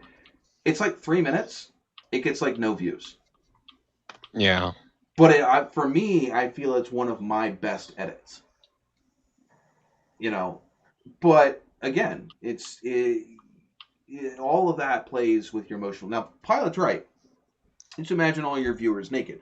I don't really have that issue. Yeah. I don't have at this point in time, when I first started YouTube, I had a problem pointing the camera at me and being on camera and things like that. Today, I don't care. I'll point the camera at me. I'll talk. It doesn't matter. Pilot, I'm sorry. I can't do that. The only thing comes to my mind is a damn rerun of Richard Simmons sweating to the Odie skits. Oh my god. But anywho, like today, you'll end up seeing me the very first couple of minutes of every line. I'm a little stumbly. I'm a little whatever until I relax and just treat this as talking with a bunch of people. Instead of running a show. Yeah.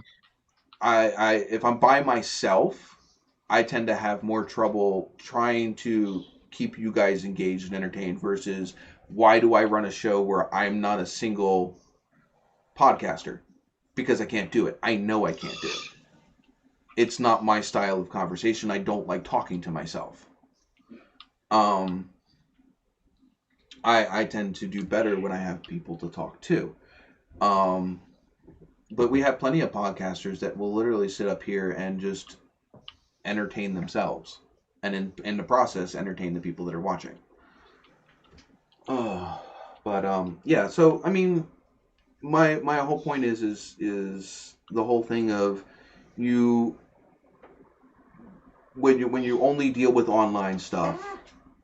When you only deal with online stuff, you don't get to see everybody's perspective. You only really get to see the ones that are shouting the loudest.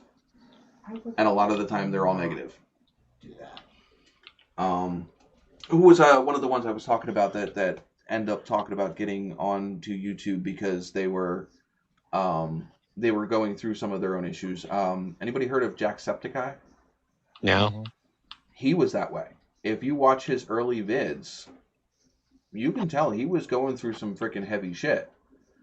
You know, and by being on YouTube and him building that community of people that he hung out with, it got him out of that dark era. But it could have very well gone the other direction. Well, and he's a huge YouTuber now. But 8 years ago, Yeah. he wasn't. No, of course not. And that's when he was having those issues. And he flat out says today, he started making YouTube videos as an outlet to release some of that depression and things that he was going through. And his community is what he used as a springboard to help him get through all of that. He wouldn't be the person he is today if he didn't have that whole community. And he's like a lot of people that are depressed. They build up those around them to help themselves feel better. Yeah. A lot of your most depressed people will be the ones that are laughing and making everybody else laugh. But when they go home, they crash like a freaking stack of cards. Robin Williams. Robin Williams is very good. Eddie Murphy's another one. Eddie Murphy deals with bipolar. And a lot of the times what makes it worse is when they go to film their movies and to do all that, they'll go off their meds. So that way they can be that super over-the-top person. But yeah, you know, that's different. Like Robin Williams, he didn't deal with straight depression. He wasn't just depressed. He was bipolar. Mm-hmm. Yeah. He was, when you saw him all excited and whatever, that was his manic phase. Don't be hating on bipolar. Nobody's hating on bipolar. It's a fact. Robin Williams had bipolar. He wasn't just straight depressed. You know, though, you know, like you have some of the other ones, some of the musicians and stuff that just died within the last year or two. The one from Linkin Park, you know, depression is ugly. And if the only thing you see is the negative stuff, sometimes it can become overwhelming. I mean, I opened up to you guys a couple weeks ago. Same thing. I was dealing with some freaking depression, and you know, yeah, being able to come up here and have this show helps. You know, it's why I put that thing in the beginning today, and I did it last week.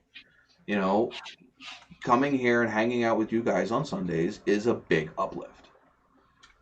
Probably helps me get through the week. You know, it's just something what it is. It's just, you know, especially with COVID and not being able to hang out with friends or at this point in my life, meeting new friends. You know, lost all my local friends about a year ago, and I haven't been able to find new ones because you can't go out and have fun and meet new people. Right. Everybody's got a social distance, and geez, now they're even saying that freaking you shouldn't have Halloween, shouldn't go out trick or treating. Yeah. You know, even though trick or treating has been a joke recently, you know, with the whole freaking, you know, parking lot trick or treat stuff, it defeats the whole purpose. What is it, trunk or treat or whatever they call it? Yeah. It's ridiculous. Make it safer. Yeah. Screw that. That defeats the purpose.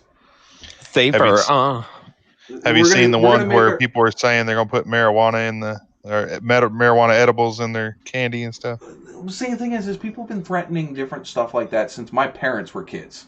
Well, nobody's going to do that. The price of it, no. Oh, especially now that all now that all the California forest fires and all of that freaking shit, Yeah. where do you think most of your weed is coming from? Yeah. What do you think the price of it is when all that shit went up in smoke? Exactly. You know, it's just going to make the cost of all that crap just 10 times more expensive. What was that? They called it the landlocked hurricane thing in Iowa. Yeah, Dreach or something like that. Yeah, whatever. How much you want to bet that freaking made a bunch of produce go up in price? Oh yeah. You know, how many freaking yeah, cornfields that shit wiped out? There's tons of them. I mean, you go out through there and the only thing you can think of is like Jolly Green Giant with a scythe, and just gave one big swipe and knocked the whole field down because it's all laid in. And you know what? We get a lot of perfect direction. Right, we get a lot of local grown corn around here, but I guarantee you some of that corn is supplemented from places like Iowa and places like that. And I guarantee you we didn't see as much corn. Even more than year. that. Watch and see what the fuel prices are going to do when it comes time to harvest. Yeah, ethanol. Because they got a big Western Illinois has a huge ethanol plant that bought up a lot of that corn in the Midwest. Right. And it's just not going to be there this year because it's flat. But I mean, I didn't even see that much corn in the grocery. Most of the time, the Walmarts were all out of corn this year. Yeah. We didn't. I actually saw something the other day. I think it said that corn prices are at an all-time low. I don't see that being very.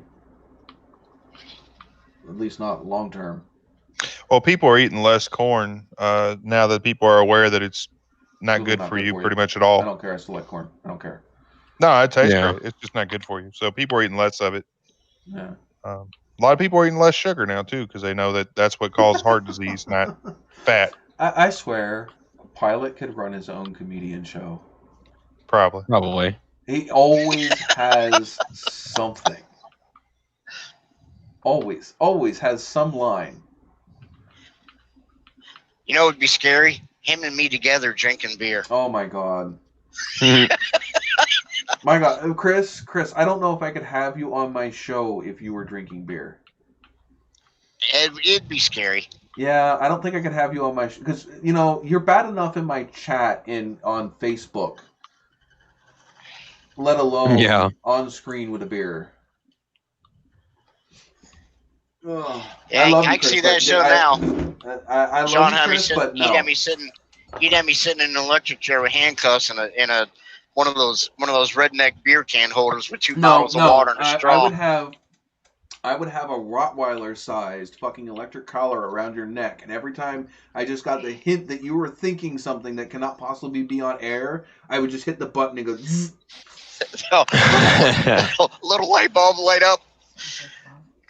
Ladies and gentlemen, we interrupt this programming because Chris had a thought. Gives you a light blanket. If you happen to see that flash over there in that bottom left-hand corner, it was just Chris's brain having a short circuit. Yeah. Everybody remember the old Con show? Well, this is our version of it. Oh, my God. That touches my heart, though. You tell me you love me, because earlier this week you told me you hated me. So I mean, I've had your redemption. That was different. That was jealousy. That wasn't actual hatred. Yeah, I know that, but I had to bust your bubble. It lasted all of 5 seconds until you told me when the right foot dropped, and you told me where you picked up the thing that I was jealous from and how you ended up with it. That kind of killed it.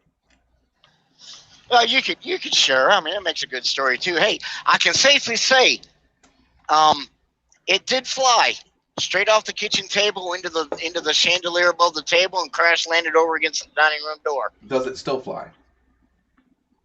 Oh, it'll still fly. Or did Chris lose his pilot's license? No, Miss Formie tried to catch and got her finger where she shouldn't have. Oh yeah. And don't ever try to catch it. I was just trying to get the camera to work. You know, so I don't even know what I did. I was trying to get the camera to work on the thing linked with the phone, and then next thing you know, reference. And then it took off. With 4 very fast spinning blades. They hurt when they touch you. Oh. Then again, I have a helicopter that yeah, it's gonna be a. didn't fly very long either before it broke. It got caught in a tree.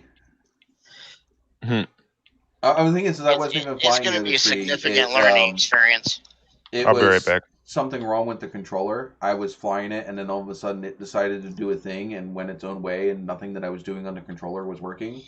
And it hit the tree, and then the tree knocked it out of the air, and it landed 30 feet down from where it hit the tree. Damn. And it broke the tail. Oh, kind of like what I did with Bobby's boat. Boats don't hit trees, I don't think. Well, no, but when I was over at Bobby's, and he lives next to a quarry, and the quarry's got a lake in it, so it was a perfect place to have a boat. So we brought his boat over there. We're messing around with it, and like we couldn't figure out why it wasn't getting power at first. And it turns out because the main power switch was a little bit crap. Mm-hmm. So you had to like finagle with it. I finally figured out you got to like push down on the switch and push it over. Okay. And I guess that it made being a quarry lake, it's not very big, and the wake came off of the boat when it hit the side, and when I was coming back down, the boat hit it, and it took a really bad bounce, and that messed with the switch, so, the boat was about a third of the way across the lake when it hit that wake. So I was wide open throttle, and then suddenly there was no power. Everything just stuck where it was. The boat was going straight ahead. Nothing I could do. Yeah, Pilot went up to you while you were sitting there telling your story. Oh. If you get a chance to check out chat, I'm not repeating it. Oh, no. Even though it's on the screen anyway. I know, right? Yeah. Oh, my God. At least he picks his words carefully. Yeah. Like Peter picked the pickled pepper. Oh my god. Oh. Let's see, what time is it? It is 12:30, and actually my monitor is just yelling at me that it's been on for 4 hours and it wants to turn off.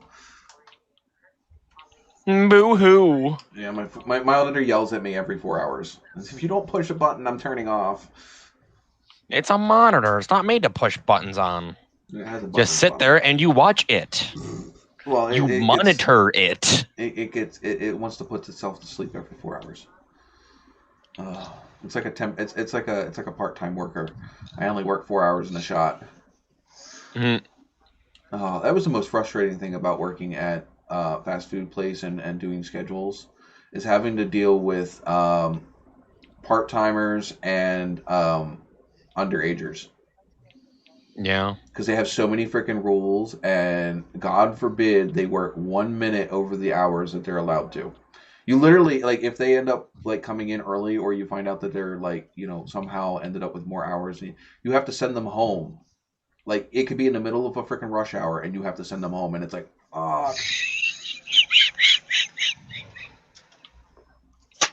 What are you laughing at, Chris? Who knows? Did you finally read Pilot's? Yeah. All I can think of is sweet jerkins, pickles. That's a small pickle. Well, I wasn't going to go there, but Well, it is. I've never seen a big jerkin. It is true. This is true, but that's all between him and the pickle slicer, right?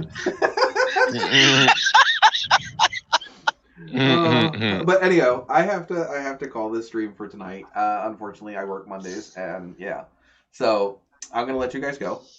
We'll catch you guys here next week at 9 p.m. on Sunday, and I hope we have just as much fun as we did this week as we do next week. Because like 4 hours just went by like it was nothing. Nothing. So you're gonna have to teach Pilot how to do this so that Pilot can then go into the after hours show. Oh yeah, I mean the thing is, we had Pilot up here before. I think he has. Yeah, we've had Pilot up here, but he has more fun in the chat. He can start his own show for those of us. The only problem is you can't worry about making any money because YouTube would probably ban it. Chris, I'm going to put you on a gag order. I don't need any more competition. If Pilot goes on and has his own show, I'm literally not going to have a show because everybody's going to go over there. No, he can only do it after yours is over. That's why I said it's the after-hours show. Mhm. For the I think it late would be night past crowd. I think it would be past his bedtime. Well, maybe, but some of the content of the show would be unsafe for young eyes. And, and then he couldn't post it for recordings. It'd be I guess we're going to find a different medium. All right, so if you guys all want to, say your piece and we'll chill out. No, peace out, everyone. I guess. See ya. All right. So long. Have a good night, everybody. And for those that didn't get the connection, the little fat truck driver inherited a drone. Watch out for windows everywhere. I've already been told that I'm not allowed to launch it at Firebird Farm. Yeah, and no indoors. Firebird Farm's been outlawed. All right. Well, I will see you guys all next week. Have a good week. Stay safe and make sure to spread the word and make this show grow. So, all right. Talk to you guys later.